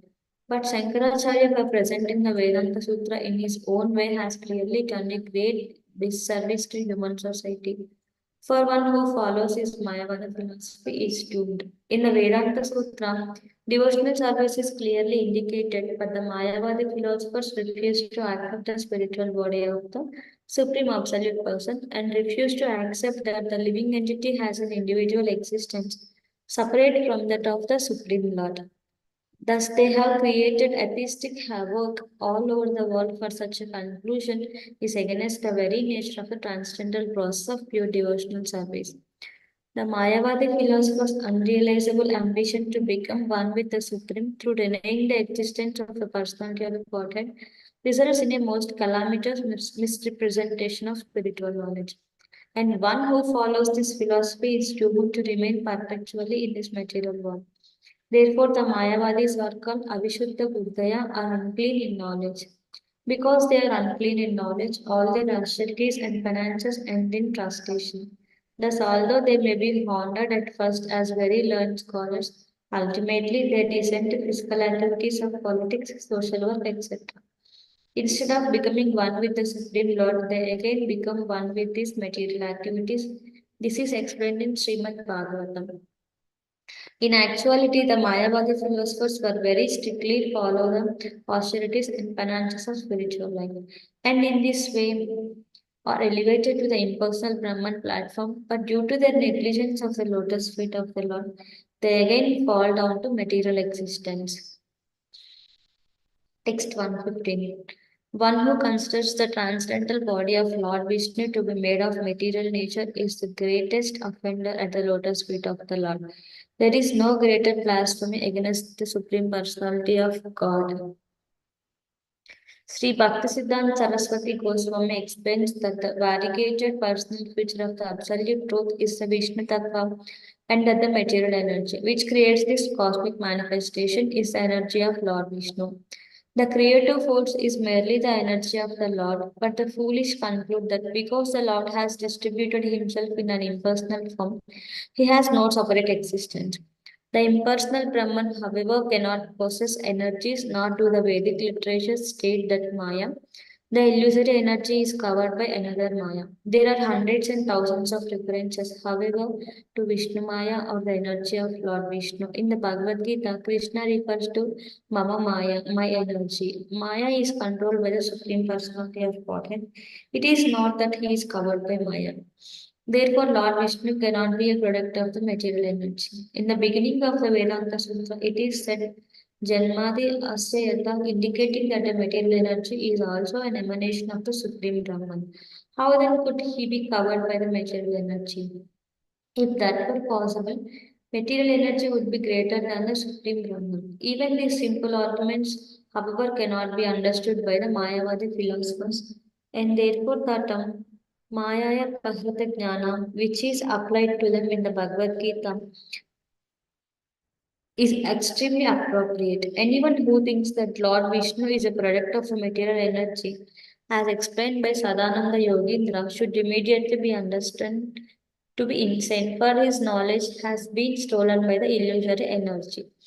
Lord Vishnu cannot be placed within the category of the demigods. Those who are actually bewildered by the Mayavada philosophy and are still in the darkness of ignorance consider Lord Vishnu to be demigod. In defense of the Rigvedic mantra Om Tad Vishnu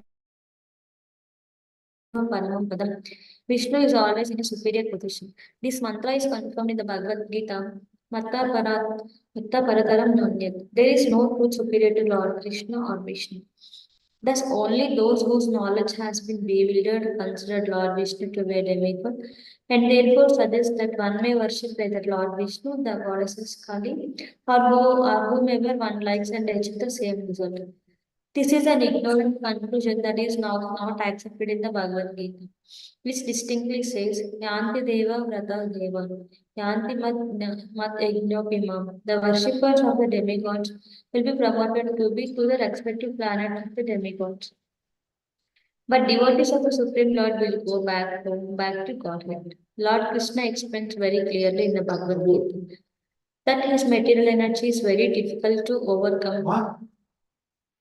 Daivihi is a guna mayi maya duradhyaya. Maya's influence is so strong that even learned scholars and spiritualists are also covered by Maya and think themselves to be as good as a supreme personality of God.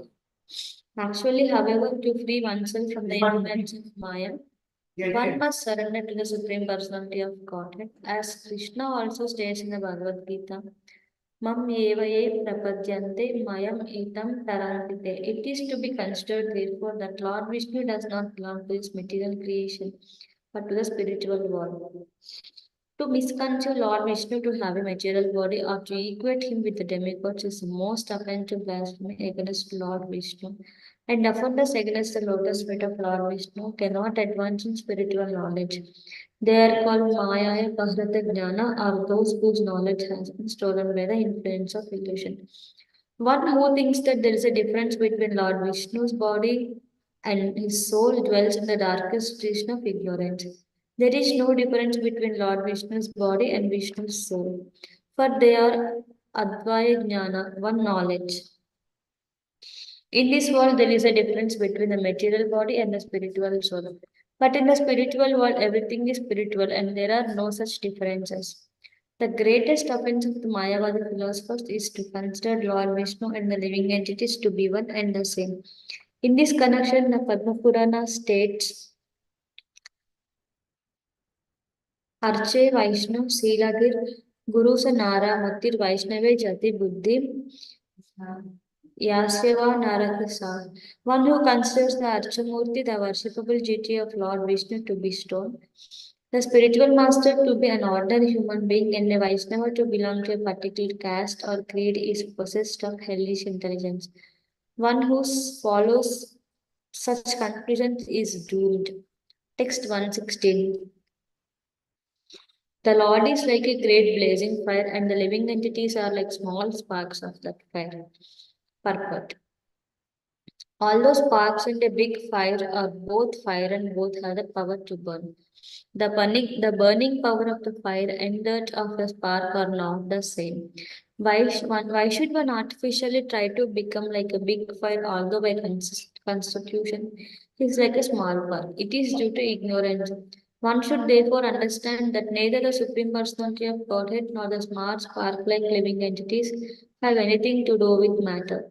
But when the spiritual spark comes in contact with the material world, his fiery quality is extinguished. That is the position of the conditioned souls. Because they are in touch with the material world, their spiritual quality is almost dead. But because the spiritual sparks are all Krishna's parts and parcels, as the Lord states in the Bhagavad Gita, they can revive their original position by getting free from material contact. This is pure philosophical understanding. In the Bhagavad Gita, the spiritual sparks are declared to be Sanatana. Therefore, the material energy Maya cannot affect this constitutional position. Someone may argue, why is there a need to create the spiritual sparks? The answer can be given in this way. Since the absolute personality of Godhead is omnipotent, he has both unlimited and limited potencies. This is the meaning of omnipotent. To be omnipotent, he must have not only unlimited potencies, but limited potencies also. Thus, to exhibit his omnipotency, he displays both. The living entities are endowed with limited potency, although they are part of the Lord. The Lord displays the spiritual world by his unlimited potencies, whereas by his limited potencies, the material world is displayed. In the Bhagavad Gita, the Lord says, besides these inferior energies, O mighty armed Arjuna, there is another superior energy of mind, which comprises all living entities who are exploiting the resources of this material inferior nature. The Jiva Bhuta, the living entities, control this material world with their limited potencies. Generally, people are bewildered by the activities of scientists and technologists. Due to Maya, they think that there is no need of God and that they can do everything and anything. But actually, they cannot. Since this cosmic manifestation is limited, their existence is also limited. Everything in this material world is limited, and for this reason, there is creation, sustenance, and dissolution. However, in the world of unlimited energy, the spiritual world, there is neither creation nor destruction. If the personality of Godhead did not possess both limited and unlimited energies, he could not be called omnipotent. Anor Anayan Mahato Mahyan. The Lord is smaller than the smallest and greater than the greatest. He is smaller than the smallest in the form of the living entities and greater than the greatest in the form of the material entities. Therefore, there is no meaning of the conception of the supreme controller. Just as there is no meaning to a king without his subjects, if all the subjects became king, there would be no distinction between the king and an ordinary citizen.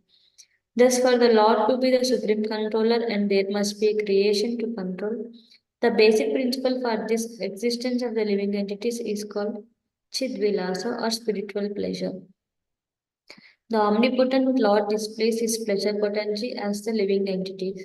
The Lord is described in the Vedanta Sutra as Anando Maya Vyasa. He is by nature the reservoir of all pleasures, and because he wants to enjoy pleasure, there must be energies to give him pleasure or supply him the impetus for pleasure. This is the perfect philosophical understanding of the absolute truth. Text 117. The living entities are energies, not the energetic. The energetic is Krishna. This is very vividly described in the Bhagavad Gita, the Vishnu Purana, and other Vedic literatures. Purport. As already explained, there are three prasthanas on the path of advancement in spiritual knowledge, namely Nyaya Prasthana, Shruti Prasthana, and Smriti Prasthana. Unfortunately, Mayavadi philosophers do not accept the Smriti Prasthana. Smriti refers to the conclusions drawn from the Vedic evidence. Sometimes Mayavadi philosophers do not accept the authority of the Bhagavad Gita and the Puranas, and this is called Ardha Kukutin Nyaya, the logic of half a hen. If one believes in the Vedic literatures, one must accept all the Vedic literatures recognized with the philosophers.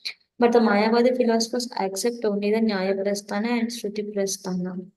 Rejecting the Smriti Prasthana, here, however, Sri Chaitanya Mahaprabhu cites evidence from the Gita, Vishnu Purana, etc., which are Smriti Prasthana. No one can avoid the personality of Godhead in the statements of the Bhagavad Gita and other Vedic literatures such as the Mahabharata and the Puranas.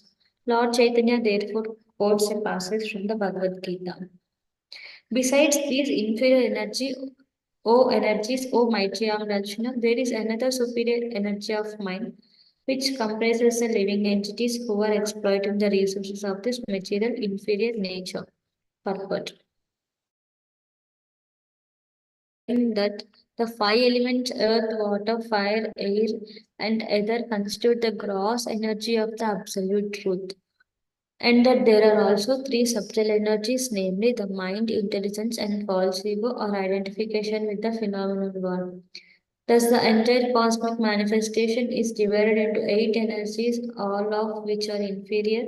As explained in the Bhagavad Gita, the inferior energy known as Maya is so strong that although the living entity does not belong to this energy due to the superior strength of the inferior energy, the living entity forgets its real position and identifies with it. Krishna says distinctly that beyond the material energy, there is a superior energy which is known as a Jiva Bhuta or living entities. When in contact with the material energy, this superior energy conducts all the activities of the entire material phenomenal world. The supreme cause is Krishna, who is the origin of all energies, which work variously. The Supreme Personality of Godhead has both inferior and superior energies, and the difference between them is that the superior energy is factual, whereas the inferior energy is a reflection of the superior. A reflection of the sun in a mirror or water appears to be the sun but is not. Similarly, the material world is but a reflection of the spiritual world. Although it appears to be factual, it is not. It is only a temporary reflection, whereas the spiritual world is a factual reality. The material world, which is gross and subtle forms, is merely a reflection of the spiritual world.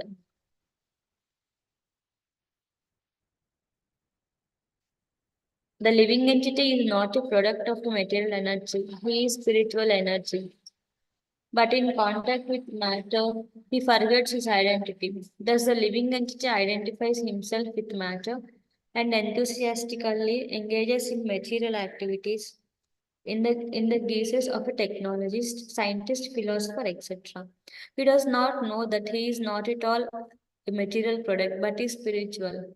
His real identity thus being lost, he struggles very hard in the material world. And the Hare Krishna movement or Krishna consciousness movement is trying to revive his original consciousness.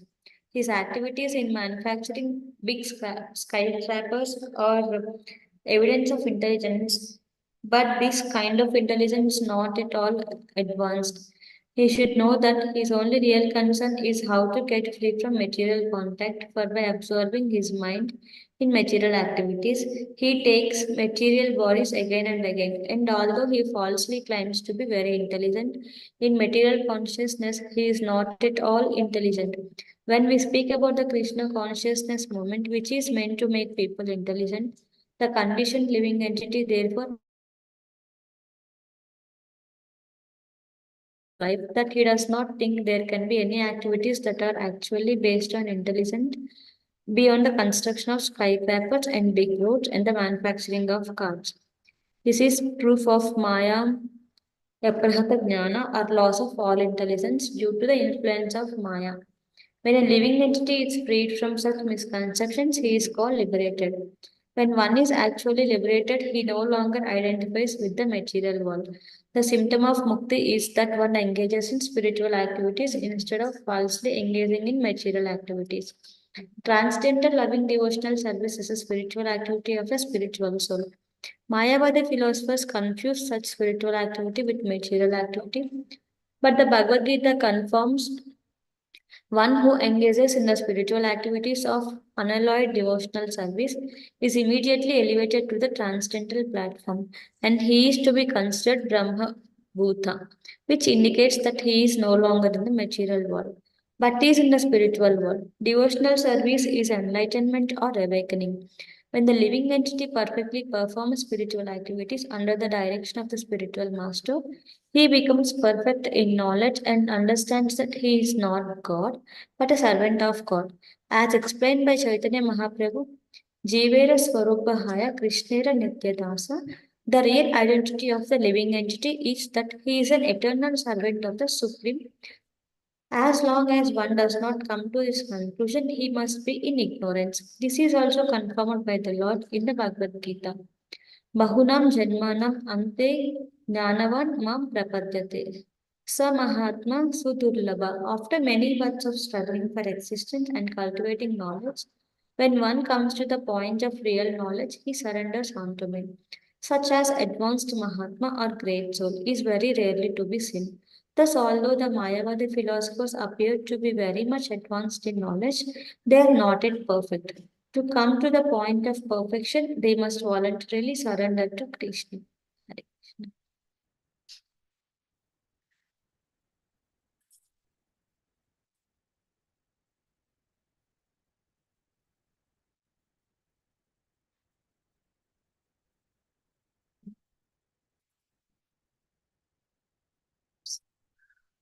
In house. I hope this doesn't slip. This is interesting. Oh.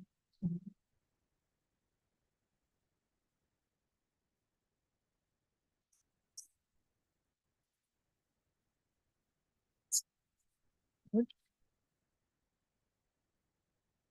Oh, yeah.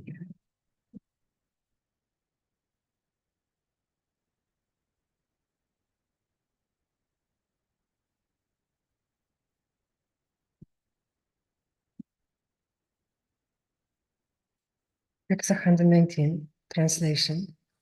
The potency of Vishnu is summarized in three categories, namely the spiritual potency, the living entities, and ignorance. The spiritual potency is full of knowledge. The living entities, although belonging to the spiritual potency, are subject to bewilderment. And the third energy, which is full of ignorance, is always visible in fruitive activities. Purport. This is a quotation from Vishnu Purana 6.761. In the previous verse quoted from the Bhagavad Gita, it has been established that the living entities are to be categorized among the Lord's potencies. The Lord is potent, and there are varieties of potencies: Parasya, Shakir, Vividhaiva, Shruyate. Now, in this quotation from Vishnu Purana, this is further confirmed. There are varieties of potencies, and they have been divided into three categories, namely spiritual, marginal, and external. The spiritual potency is manifested in the spiritual world. Krishna's form, qualities, activities, and entourage are all spiritual. This is confirmed in the Bhagavad Gita.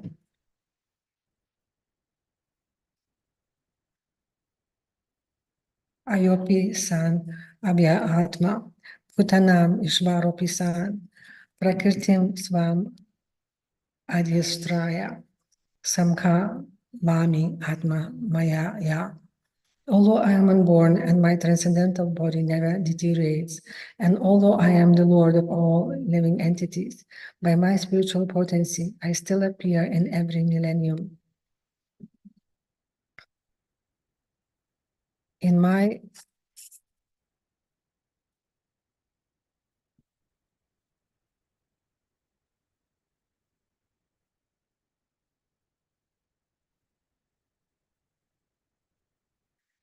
original transcendental form. Atma Maya refers to the spiritual potency. When Krishna comes to this or any other universe, he does not so with spiritual potency. We take birth by the force of the material potency, but as stated here with reference to Vishnu Purana, the etc. jina or living entity belongs to the spiritual potency. Thus, when we free ourselves from the clutches of the material potency, we can also enter the spiritual world. The material potency is the energy of darkness or complete ignorance of spiritual activities. In the material potency, the living entity engages himself in fruitive activities, thinking that he can be happy through expansion in terms of material energy. This fact is prominently manifest in this age of Kali, because human society, not understanding the spiritual nature, is busily expanding in material activities. The men of the present day are almost unaware of their spiritual identity. They think that they are products of the elements of the material world and that everything will end with the annihilation of the body. Therefore, they conclude that as long as one has material body consisting of material senses, one should enjoy the senses as much as possible. Since they are atheists, they do not care whether there is a next life. Such activities are described in this verse as avidya, karma, samyanya. The material energy is separated from the spiritual energy of the Supreme Personality of Godhead. Thus, although it is originally created by Supreme Lord, he is not actually present within it. The Lord also confirms in the Bhagavad Gita, Mat Sthani Sarva Bhutani, everything is resting on me. This indicates that everything is resting on him, his own energy. For example, the planets are resting within outer space, which is the separated energy of Krishna. The Lord explains it in Bhagavad Gita 7.4. Bhumir apo nalo vayu khanmano budir evata ahankara ityame bhina prakir ashtada. Earth, water, fire, air, ether, mind, intelligence, and false ego. Altogether, these 8 constitute my separated material energies. The separated energy acts as if we are independent, but here it is said that although such energies are certainly factual, they are not independent but merely separated. The separated energy can be understood from the practical example. I compose books by speaking into dictaphone, and when a dictaphone is replayed, it appears that I'm speaking personally, but actually I'm not. I spoke personally. But then the dictaphone tape, which is separate from me, acts exactly like me. Similarly, the material energy originally emanates from the Supreme Personality of Godhead, but it acts separately, although the energy is multiplied by the Lord. This is also explained in Bhagavad Gita. Maya dakshena prakirtih suyate sa chara charam. This material nature is working under my direction, O son of Kunti, and it is producing all moving and unmoving beings. Under the guidance of superintendents of the Supreme Personality of Godhead, the material energy works as if independent, although it is not actually independent. In this verse from Vishnu Purana, the total energy of the Supreme Personality of Godhead is classified in 3 divisions, namely the spiritual or internal potency of the Lord, the marginal potency or Kshatrajna, the living entity, and the material potency, which is separated from the Supreme Personality of Godhead and appears to act independently. When Srila Vyasadeva, by meditation of self-realization, saw the Supreme Personality of Godhead, he also saw the separated energy of the Lord standing behind him. Apashat Purusham Purnam Mayan Satad Apashrayam. Vyasadeva also realized that it is this separated energy of the Lord, the material energy, that covers the knowledge of the living entities. Yaya samohito jva atmanam tri gunat makam. The separated material energy bewilders the living entities, jivas, and thus they work very hard under its influence, not knowing that they are not fulfilling their mission in life. Unfortunately, most of them think that they are the body and should therefore enjoy the material senses. irresponsibly, since when the death comes, everything will be finished. This atheistic philosophy also flourished in India, where it was sometimes propagated by Sarvaka Muni, who said, Ranam Kartva Girtam Pibet, Javai Jivet, Soham Jivet, Hasmi Bhutasya Dehasya, Kutapuna Agamamo no Bhavet. His theory was that as long as one lives, one should eat as much ghee as possible. In India, ghee, clarified butter, is basic ingredient in preparing many varieties of food. Since everyone wants to enjoy nice food, Sarvaka Muni advised that one eat as much ghee as possible. One may say, I have no money. How shall I purchase ghee? Sarvaka Muni. Sarvaka Muni, however, said, if you have no money, then beg, borrow, or steal, but in some ways secure ghee and enjoy life. For one who further objects that he will be held accountable for such unauthorized activities as begging, borrowing, and stealing, Sarvaka Muni replies, you will not be held responsible. As soon as your body is burned to ash after death, everything is finished. This is called ignorance. From the Bhagavad Gita, it is understood that one does not die with the annihilation of his body. Na hanyate hanyamane sharire. The annihilation of one's body involves changing to another. Tatha dehantara praptih. Therefore, to perform irresponsible activities in the material world is very dangerous. Without knowledge of the spirit, soul is in transmigration. People are allured by the material energy to engage in many such activities, as if one could become happy simply by dint of material knowledge, without reference to spiritual existence. Therefore, the entire material world and its activities are referred to as avidya karma samjanaya.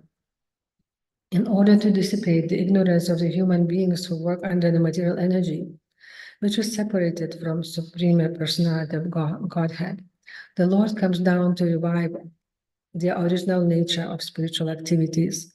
Yada yada hi dharmasya glanirbhavati bharata. As soon as they deviate from the original nature, the Lord comes to teach them. Sarvadharman puritayaya mamekam sharanam braja. My dear living entities, give up all material activities and simply surrender unto me for protection. Bhagavad Gita 18:66. It is the statement of Sarvaka Muni that one should beg, borrow, or steal money to purchase ghee and enjoy life. Granam Kritva Virtam Pibet. Thus, even the greatest atheist of India recommends that one eat ghee, not meat. No one could conceive of human beings eating meat like tigers and dogs, but men have become so degraded that they are just like animals and can no longer claim to have human civilization. Text 120 translation. The Mayavada philosophy is so degraded that it has taken the insignificant living entities to be the Lord, the supreme truth, thus covering the glory and supremacy of the absolute truth with monism. Srila Bhaktivinoda Thakur comments in his connection that in all Vedic scriptures, the Jiva Tattva, the truth of the living entities, is mentioned to be one of the energies of the Lord. If one does not accept the living entity to be a minute, infinitesimal spark of the Supreme, but equates the Jiva Tattva with Supreme Brahman or Supreme Personality of Godhead, it must be understood that his entire philosophy is based on misunderstanding. Unfortunately, Sripada Shankar Acharya purposely claimed the Jiva Tattva, or living entities, to be equal to the Supreme God. Therefore, his entire philosophy is based on misunderstanding, and it misguides people to become atheists, whose mission in life is unfulfilled. The mission of human life, as described in Bhagavad Gita, is to surrender unto the Supreme Lord and become his devotee. But the Mayavada philosophy misleads one to defy the existence of Supreme Personality of Godhead and pose oneself as the Supreme Lord. Thus, it has misguided hundreds of thousands of innocent men. In the Vedanta Sutra, Vyasadeva has described that the Supreme Personality of Godhead is potent and that everything, material or spiritual, is but an emanation of his energy. The Lord, the Supreme Brahman, is the origin of source of everything, Janmadi Asya Yata, and all other manifestations are emanations of different energies of the Lord. This is also confirmed in the Vishnu Purana. Ikadesha Stitasyak Agnya, Jyotsna Vistarini Yatha, Parasya Brahmana Shaktis, Tadham Tadhedam Akhilam Jagat. Whatever we see in this world is simply an expansion of different energies of the Supreme Personality of Godhead, who is exactly like a fire that spreads illumination for a long distance, although it is situated in one place. This is a very vivid example. Similarly, it is stated that just as everything in the material world exists in the sunshine, which is the energy of the sun, so everything exists in the basis of the spiritual and material energies of the Supreme Personality of Godhead. Thus, although Krishna is situated in his own abode, Kaloka Eva Navasati, Ahilatma Kuta, where he enjoys his transcendental pastimes with the cowherd boys and gopis, he is nevertheless present everywhere, even within atoms of this universe. Adantara sta paramanu chayam tara stham. This is the verdict of the Vedic literature. Unfortunately, the Mayavada philosophy, misguiding people by claiming the living entity to be the Lord, has created havoc throughout the entire world and led almost everyone to godlessness. By thus covering the glories of the Supreme Lord, the Mayavadi philosophers have done the greatest disservice to human society. It is to counteract those most abominable activities of Mayavadi philosophers that Lord Caitanya has introduced the Hare Krishna Mahamantra. Hare Nama, Hare Nama, Hare Namaiva Kevalam, Kalaunasti Evanasti, Evanasti Evagatir Anyatyaha. In this age of quarrel and hypocrisy, the only means of deliverance is chanting the holy name of the Lord. There is no other way, there is no other way, there is no other way. People should simply engage in the chanting of the Hare Krishna Mahamantra, for thus they will gradually come to understand that they are not the Supreme Personality of Godhead, as they have been taught by Mayavadi philosophers, but are eternal servants of the Lord. As soon as one engages himself in the transcendental service of the Lord, he becomes free. Mamtsayo vyabhitsarana bhakti yogena savate sagunan samati tan pramabhutyaya kalpate. One who engages in full devotional service and feeling in all circumstances at once transcends the modes of material nature and thus comes to the level of Brahman. Therefore, the Hare Krishna movement or Krishna consciousness movement is the only light for the foolish living entities who think either that there is no God or that if the God exists, he is formless and they themselves are also God. These misconceptions are very dangerous, and the only way to counteract them is to spread the Hare Krishna movement. Text 121 translation. In this Vedanta Sutra, Srila Vyasadeva has described that everything is but transformation of the energy of the Lord.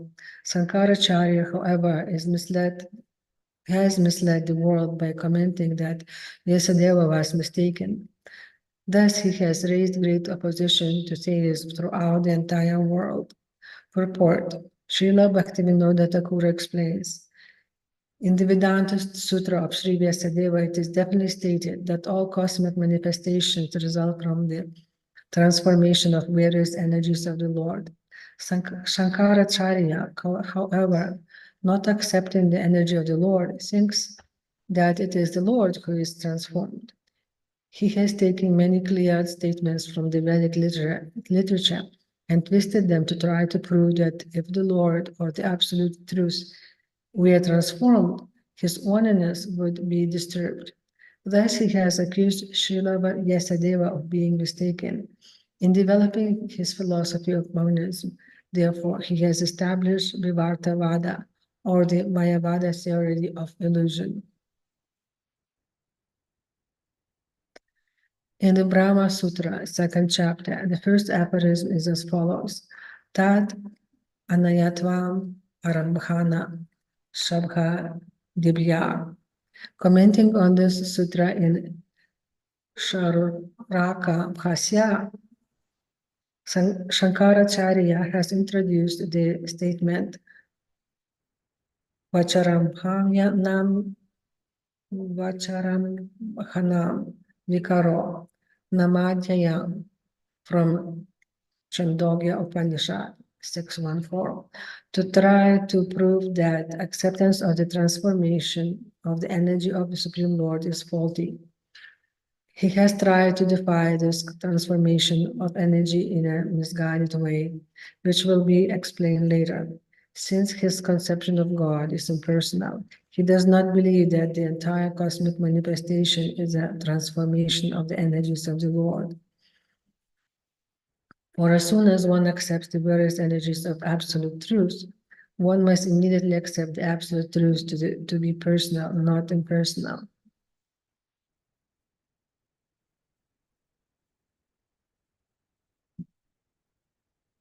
A person can create many things by the transformation of his energy. For example, a businessman transforms his energy by establishing many big factories or business organizations. Yet he remains a person, although his energy has been transformed into these many factories or business concerns. The Mayavadi philosophers do not understand this simple fact. Their tiny brains and poor fund of knowledge cannot afford them sufficient enlightenment to realize that when a man's energy is transformed, the man himself is not transformed, but remains the same person. Not believing in the fact that the energy of absolute truth is transformed, Shankaracharya has propounded his theory of illusion. This theory states that although the absolute truth is never transformed, we think that it is transformed, which is an illusion.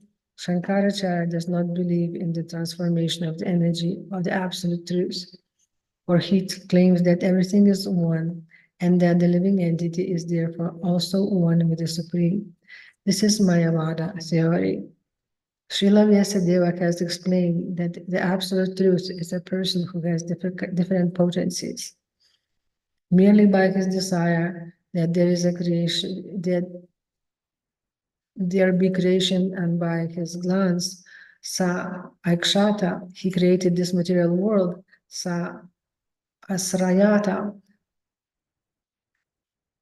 After creation, he remains the same person. He is not transformed into everything. One should accept that the Lord has inconceivable energies and that it is by his order and will that varieties of manifestations have come into existence. In the Vedic literature, it is said, Tatvato Nyatha Buddhir Vikara iti Udartha. This mantra indicates that from one fact, another fact is generated. For example, a father is one fact, and the son generated from the father is a second fact. Thus, both of them are truths, although one is generated from the other. This generation of a second independent truth from the first truth is called vikara, or transformation resulting in byproduct. The Supreme Brahman is the absolute truth, and the energies that have emanated from him are existing separately, such as the living entities and the cosmic manifestation, are also truths. This is an example of transformation, which is called vikara or parinama. To give another example of vikara, milk is truth, but the same milk may be transformed into yogurt. Thus, yogurt is transformation of milk, although the ingredients of yogurt and milk are the same.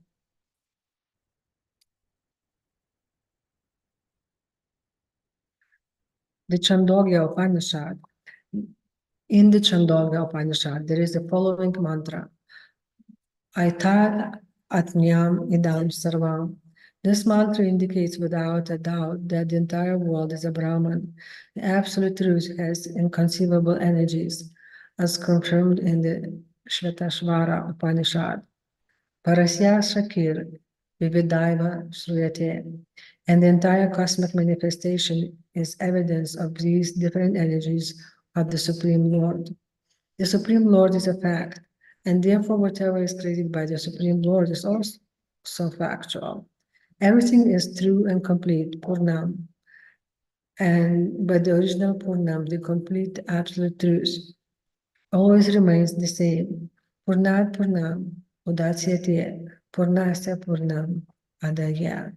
The absolute truth is so perfect that although innumerable energies emanate from him and manifest creations which appear to be different from him, he nevertheless maintains his personality. He never deteriorates under any circumstances. It is to be concluded that the entire cosmic manifestation is a transformation of the energy of the Supreme Lord, not of the Supreme Lord or Absolute Truth himself, who always remains the same.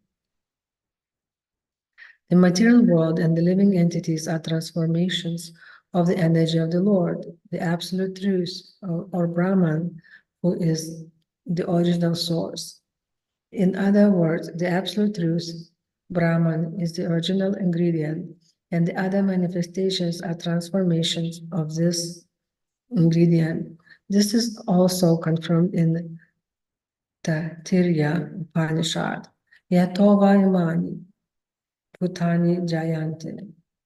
This entire cosmic manifestation is made possible by the Absolute Truth, the Supreme Personality of Godhead. In this verse, it is indicated that Brahman, the Absolute Truth, is the original cause, and that the living entities, jivas, and the cosmic manifestation are effects of this cause. The cause being a fact, the effects are also factual. They are not illusion.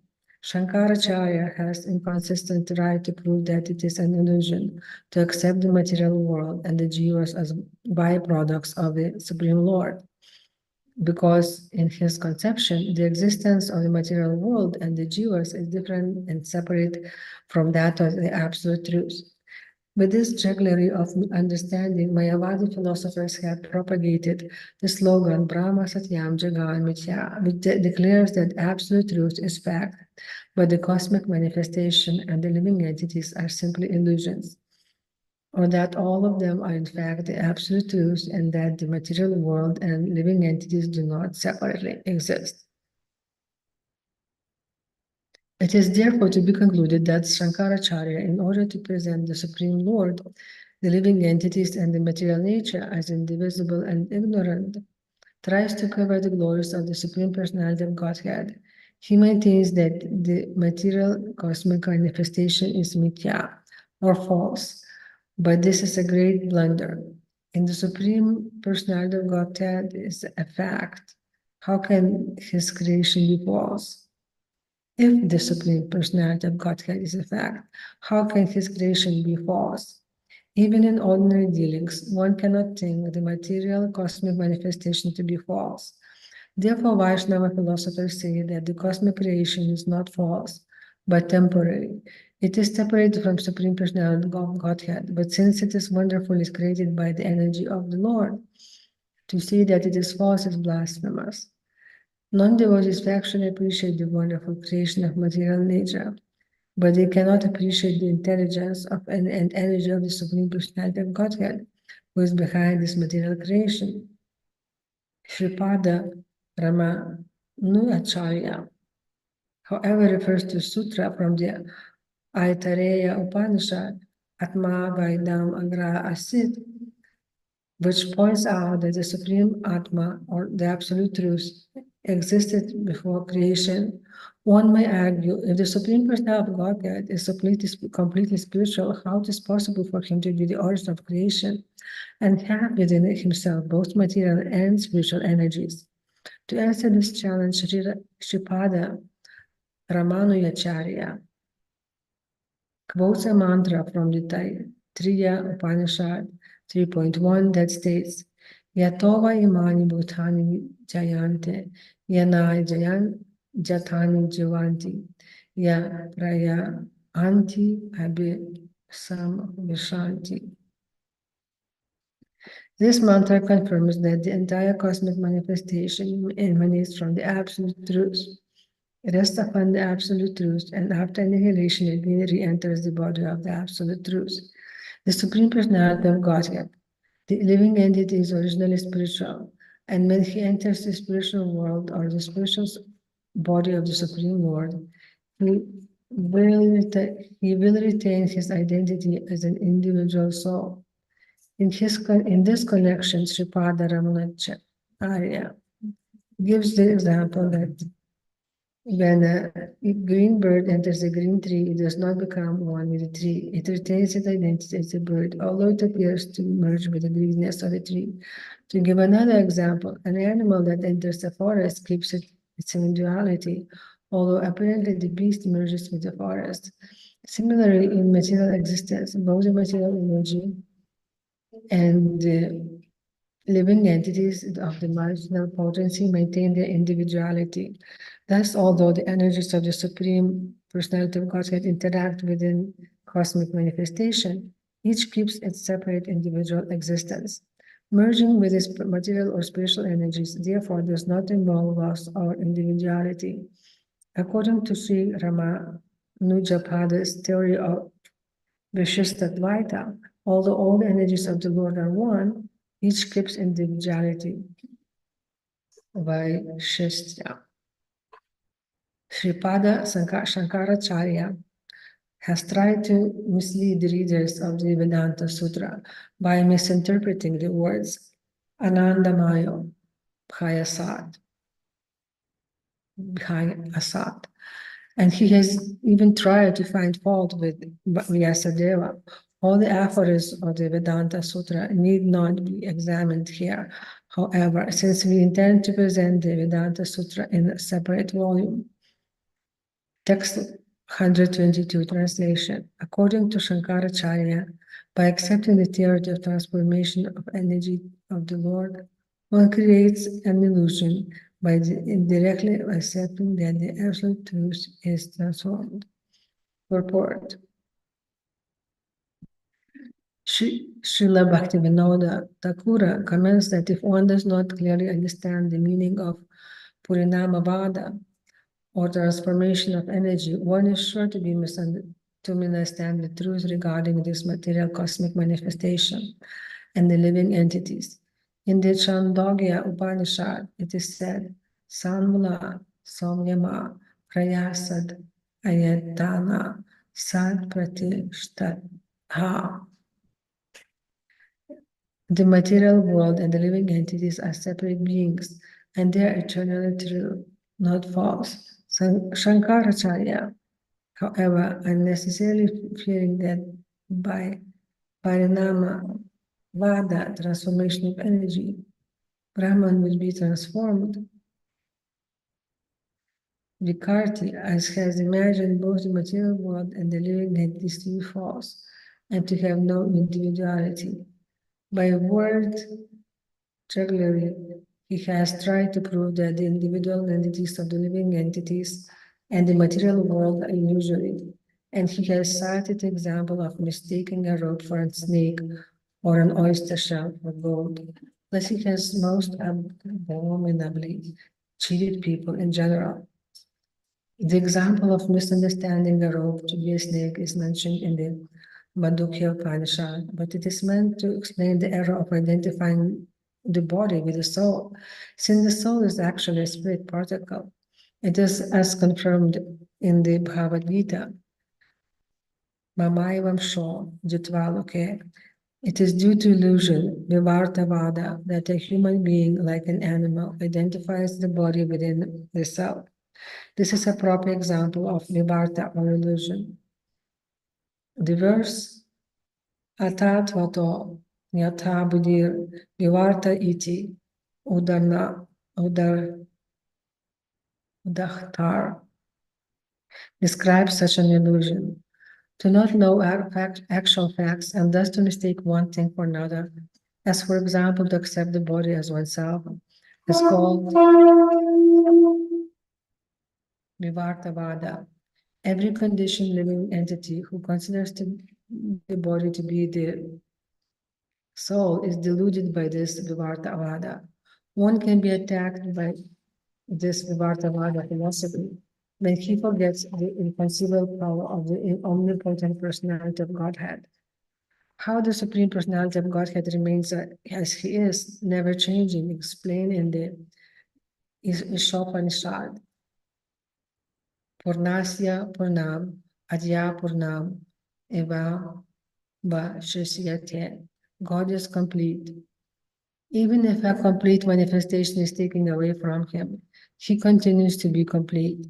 The material creation is manifested by the energy of the Lord, but he is still the same person.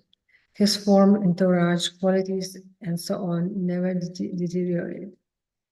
Srila Jiva Goswami, in his Paramtha Sandarbha, comments regarding the Vivarta Vada as follows. Under the spell of Vivarta Vada, one imagines the separate entities, namely the cosmic manifestation and the living entities, to be one with Brahman. This is due to complete ignorance regarding the actual fact.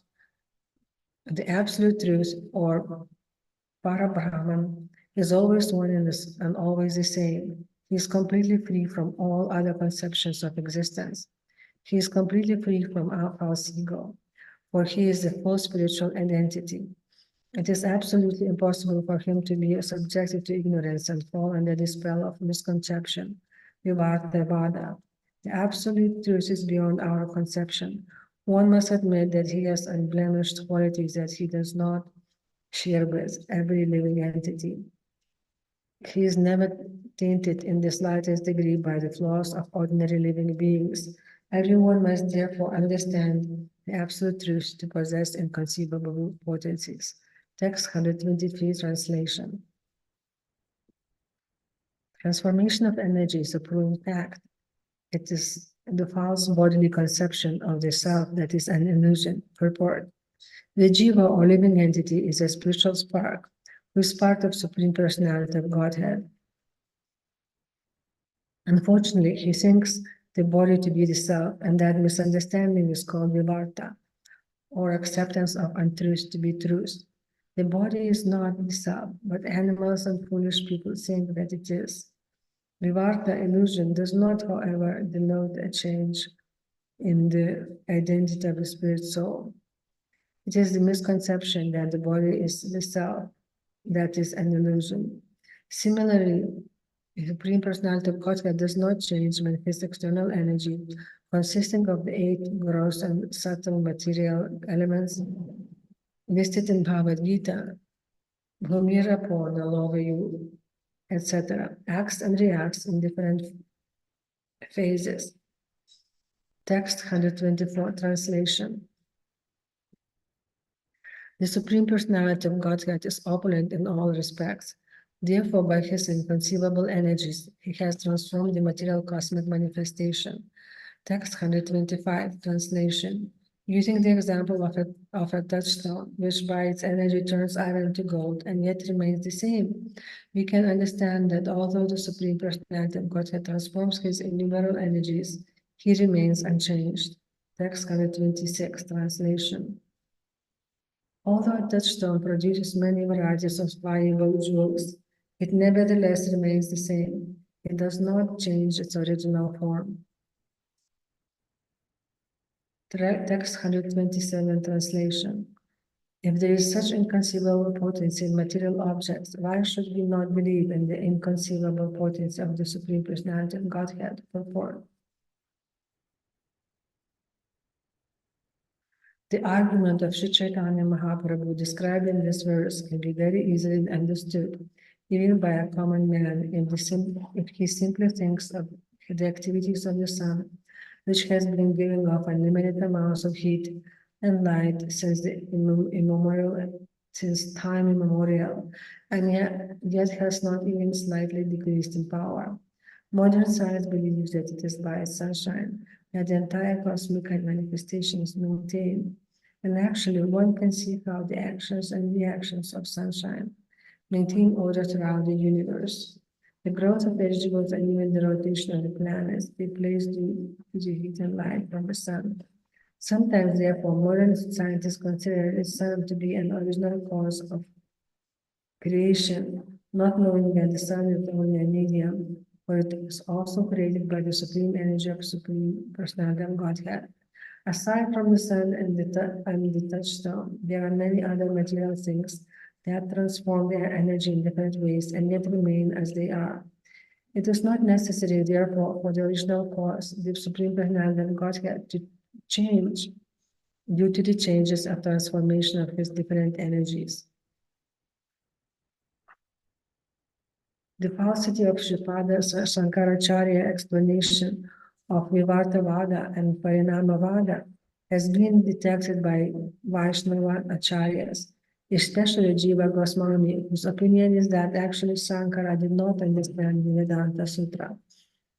In Shankara's explanation of one Sutra Anandamaya here Asad, he has interpreted the ethics Mayad with such word jugglery that this very explanation proves that he had little knowledge of the Vedanta Sutra, but simply wanted to support his impersonalism through the aphorism of the Vedanta philosophy.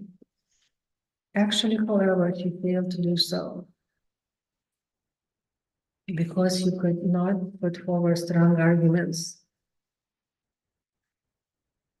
In this conception, Srila Jiva Goswami cited praise Brahma Pucham Pratistha, which gives Vedic evidence that Brahman is the origin of everything. In explaining this verse, Sripada Sankaracharya interpreted various Sanskrit words in such a way that he implied, according to Jiva Goswami, that Vyasadeva had a very little knowledge of higher logic. Such unscrupulous deviation from the real meaning of the Vedanta Sutra has created a class of men who, by word jugglery, try to derive various indirect meanings from the Vedic literatures, especially the Bhagavad Gita. One of them has even explained that the word Kurukshetra refers to the body. Such interpretation implied, however, that neither Lord Krishna nor Vyasadeva had the proper sense of words usage or etymological adjustment. They lead one to assume that since Lord Krishna could not personally sense the meaning of what he was speaking, and Vyasadeva did not know the meaning of what he was writing, Lord Krishna left his book to be explained later by Mayavadis. Such interpretations merely prove, however, that their proponents had very little philosophical sense.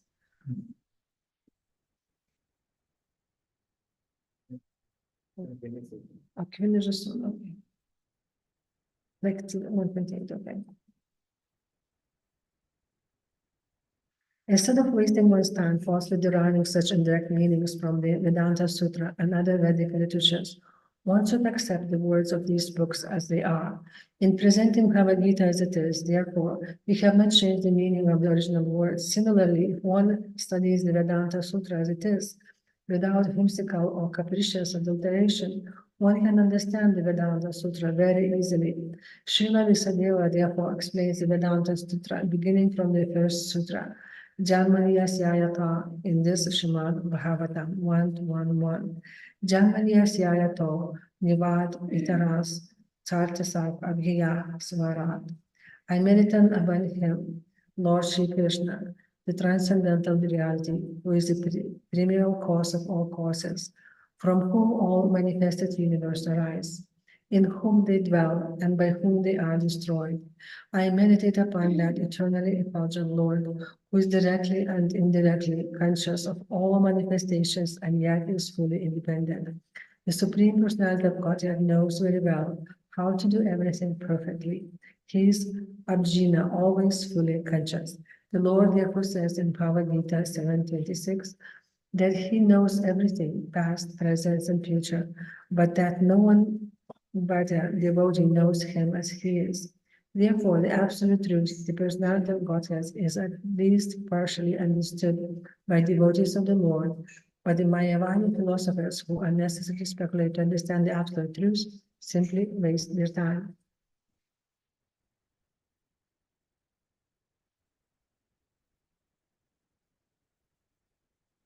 Chapter, which chapter? Yeah, you Chapter, oh, chapter, which chapter? I don't know. The was text. Okay, I'm sorry. Text me through yeah.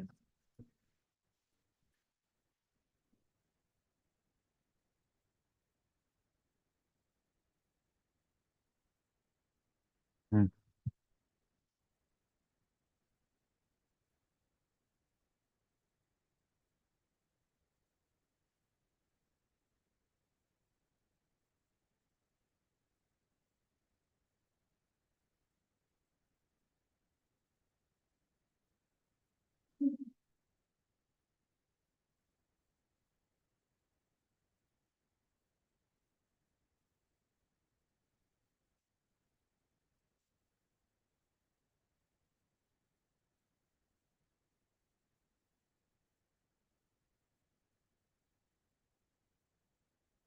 Chapter, I'm sorry.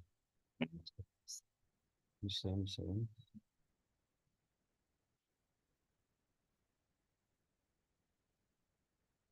Chaitanya Mahaprabhu, Chapter 7, page 128.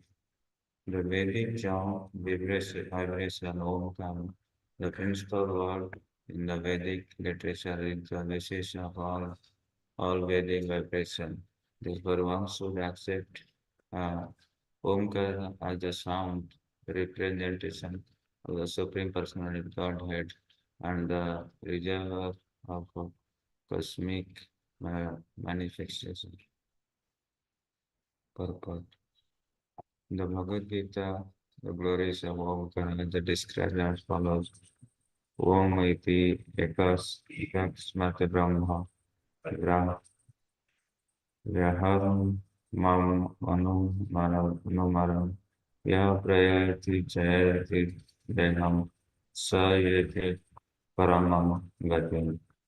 The ved, the verse indicates that Omkara or the Pranav is a direct representation of the Supreme Personality of Godhead. Therefore, if at the same if at the time of the death I simply remembers Omkara, he remembers the Supreme Personality of Godhead and is therefore immediately transformed to the spiritual world. Omkara is the basis principle of all Vedic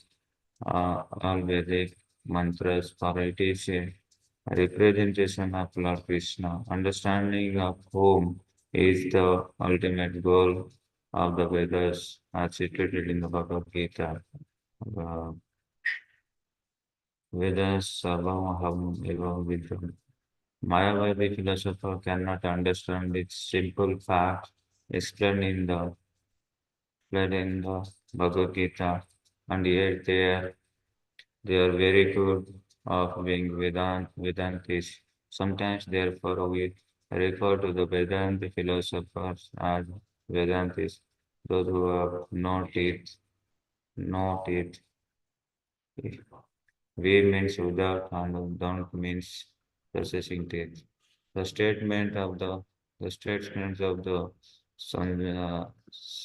Sankara philosophy, which are teeth of the Mayavadi philosopher, are always broken by the strong arguments of Vaishnava philosophers such as the great Acharyas, especially Ramanujacharya, Sripad Ramanujacharya, and Madhvacharya, break the teeth of the Mayavadi philosopher, who can therefore call Vedantis toothless.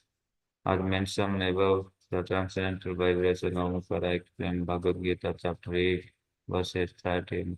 Om iti ekasmaram brahma vyaram mam anusmaram yas prayati tyajadham sayati paramahangati. After being situated in the yoga practice and vibrating the sacred syllable Om, a supreme combination of letters If one thinks of the Supreme Personality of Godhead and quiets his body, he will certainly reach the spiritual planet. If one actually understands that Omkara is the sound representation of the Supreme Personality of Godhead, whether he chants Omkara or Hare Krishna mantra, result is certain the same. The transcendental vibration of Omkara is further explained in Bhagavad Gita, chapter 9, verses 17. Pitamam Jagat Mata Jata Pitamaham Vedam Pavitra Omkara Riksama Yajur Evacha.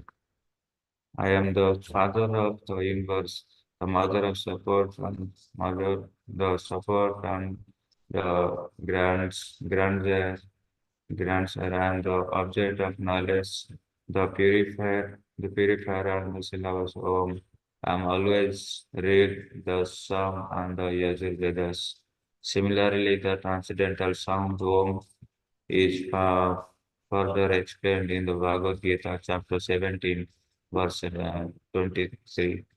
Om Tat Sat Nirdesh Brahma Manasa Trich Vidas Mana Brahmanastena Vedasya Yaginischa Vihita Kuru. From the beginning of creation, the the three syllables of Tat Sat have been used to indicate the supreme absolute truth, Brahman. They were they were uttered by Brahmanas while chanting Vedic hymns and during sacrifice for the satisfaction of the supreme. Throughout all the Vedic literatures, the glories of Omkara is specifically mentioned Srila Goswami in the Tesis Bhagavad Sandarbha say that in the Vedic literature, Omkara is considered for the sound vibration of the holy name of the Supreme Personality of Godhead.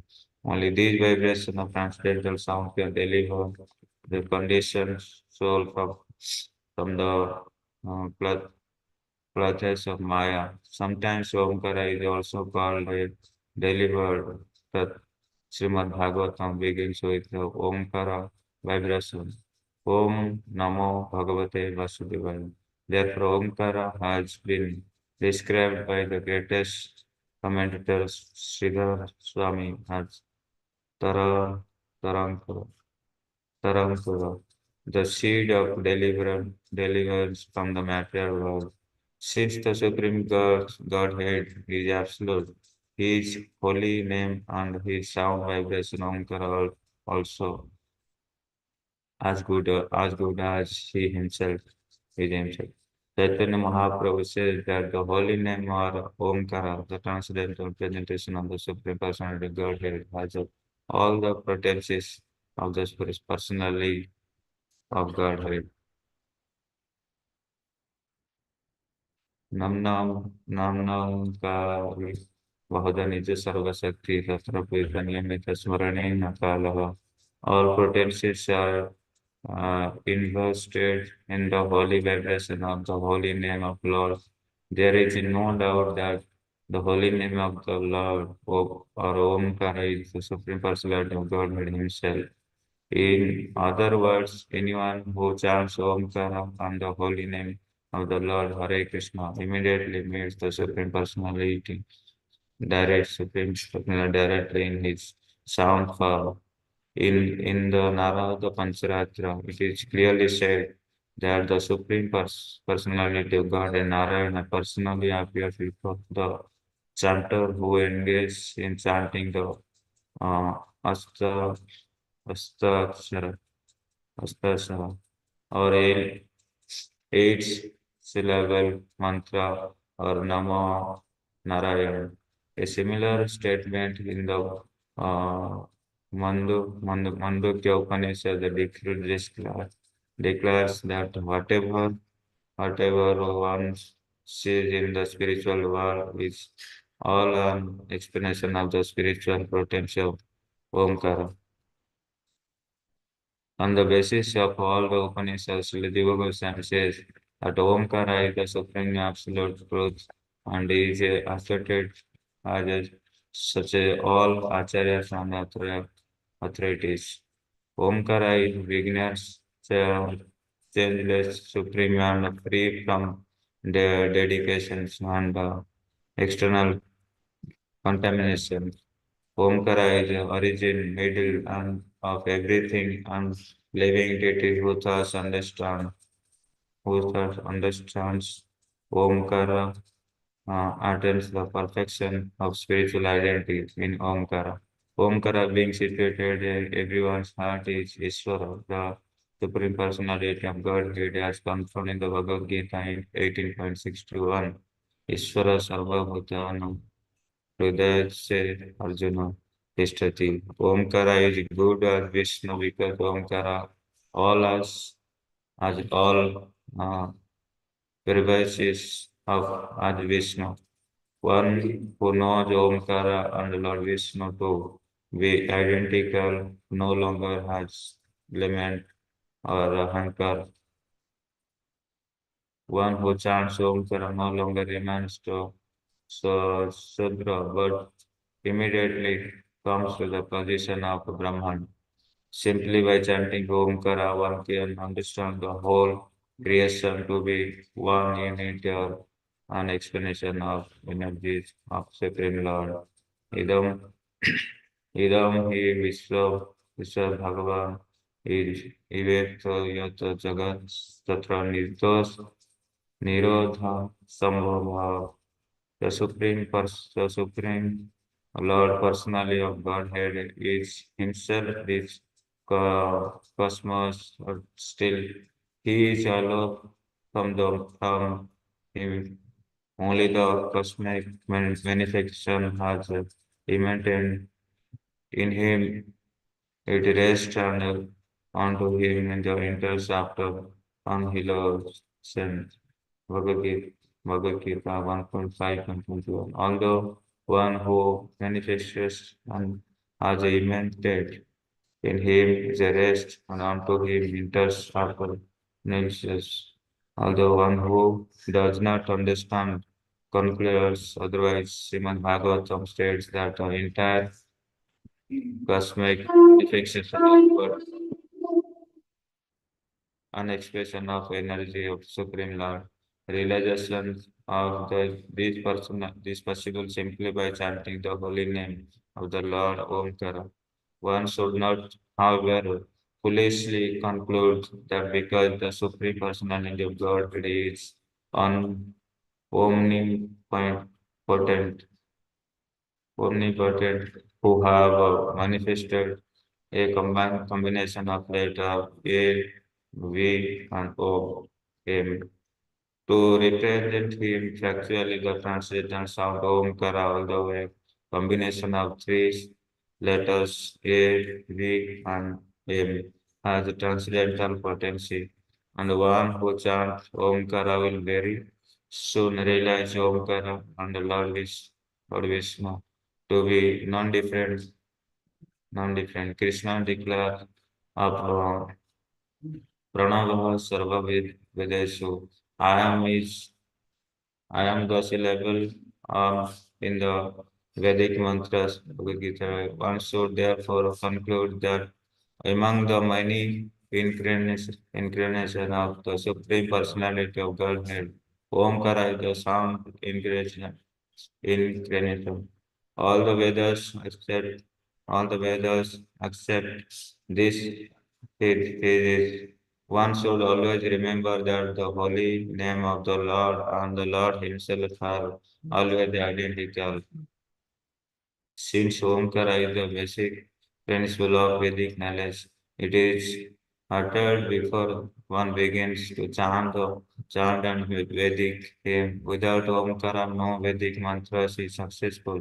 The Goswamis therefore declare that Pranav the Pranava Omkara is the complete representation of the Supreme Personality of Godhead, and they have analyzed Omkara in the terms of the alphabetical concentration as follows. O Karan Krishna Sarva Lakas Nayaka Yukara Karanavas Chid Radha Nimpara Jiva Vara Brothers. Omkara is a combination of the letters A, V, and O, M. A Karana says Krishna. The letter A is Kara, refers to Krishna, who is Sarva Nayaka, the master of all living entities and planets, material and spiritual. Nayaka means leader. He is the supreme leader. uh, Nitya Chetana now. The letter V Kara indicates Srimati Radharani, the pleasure potency of Krishna, and M Kara indicates the living entities, Jivas. Thus, Om is the complete combination of Krishna, his potency and his eternal service as servitors. In other words, Omkara represents Krishna, his name, fame, pastime, and interest, explanation, devotees, potencies, and everything else presenting to him. Chaitanya Mahaprabhu stated in the present verse of Sri Chaitanya Charitamrta, Sarva Vishwa Dharma Omkara is the resting place of everything, just as Krishna is the resting place of everything. Brahmanam Pratishtha. The Mayavedic philosopher considered many Vedic mantras to be the Mahavakya or principal Vedic mantras such as Sattvam, Asi, Idam Sarvam, Yat Aham, Atma Brahma Sarvam, Bhagavad Brihad Arabha Upanishad. Atha Atma Vedam Sarvam Chandogya Upanishad 7.25 to 1 and Raha Nahati Richa Katha Upanishad 2.1.11. That is the great mistake. Only Omkara is the Mahavakya. All these other mantras that is the Mahavadi accept in the Mahavakya are only incidental. The cannot be taken in the Mahavakya of Mahamantra. The mantra is the mantra Tattvam Asi indicates only a partial understanding of Vedas. Unlike Omkara, which represents the full understanding of the Vedas, therefore the transcendental sound that includes all Vedic knowledge in Omkara Pranam. Aside from Omkara, none of the words uttered by the followers of Sankaracharya can be considered the Mahavakya. They are merely passing remarks. Sankaracharya, however, has never stressed chanting the Mahavakya Omkara. He has accepted only Tattvam Yasi as the Mahavakya. Imagining the living entities in to be God, he has misrepresented all the mantras of Vedanta Sutra, with the motive of proving that there is no separate existence of the living entities and the supreme absolute truth. This is similar to the political attempt to prove non-violence from the Bhagavad Gita. Krishna is violent uh, to demons and attempted to prove that Krishna is not violent is ultimately to deny Krishna. As such, explanation of the Bhagavad Gita are observed. So also the Sankaracharya explanation of Vedanta Sutra and no sin of responsible man will accept it. At present, however, the Vedanta Sutra is misrepresented not only by by the so-called Vedantas, but also by other unscrupulous person who are too degraded that they even recommended the sannyasis eat meat, fish, and eggs. In this way, the so-called followers of Sankara, the impersonalistic Mayavadis are sinking lower and lower.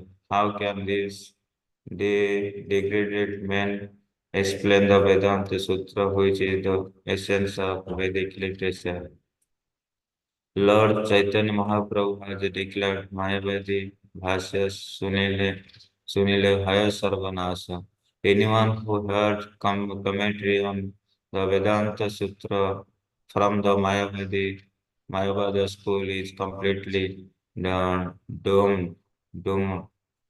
As explained in the Bhagavad Gita 15.15, Vedascha Sarvam Ahameda Vedam. All Vedic literature aims to understanding Krishna. Mayavadi philosophy, however, has deviated everyone from Krishna. Therefore, there is a great need for the Krishna consciousness movement all over the world to save the world from degradation. Every intelligent and sane man must abandon the philosophical explanation of the Mayavadis and accept the explanation of Vaishnava Acharyas. One should read Bhagavad Gita as it is to try understand the real purport of Vedra. Shri Chaitanya Charitamrita की जय, श्री चैतन्य महाप्रभु की जय।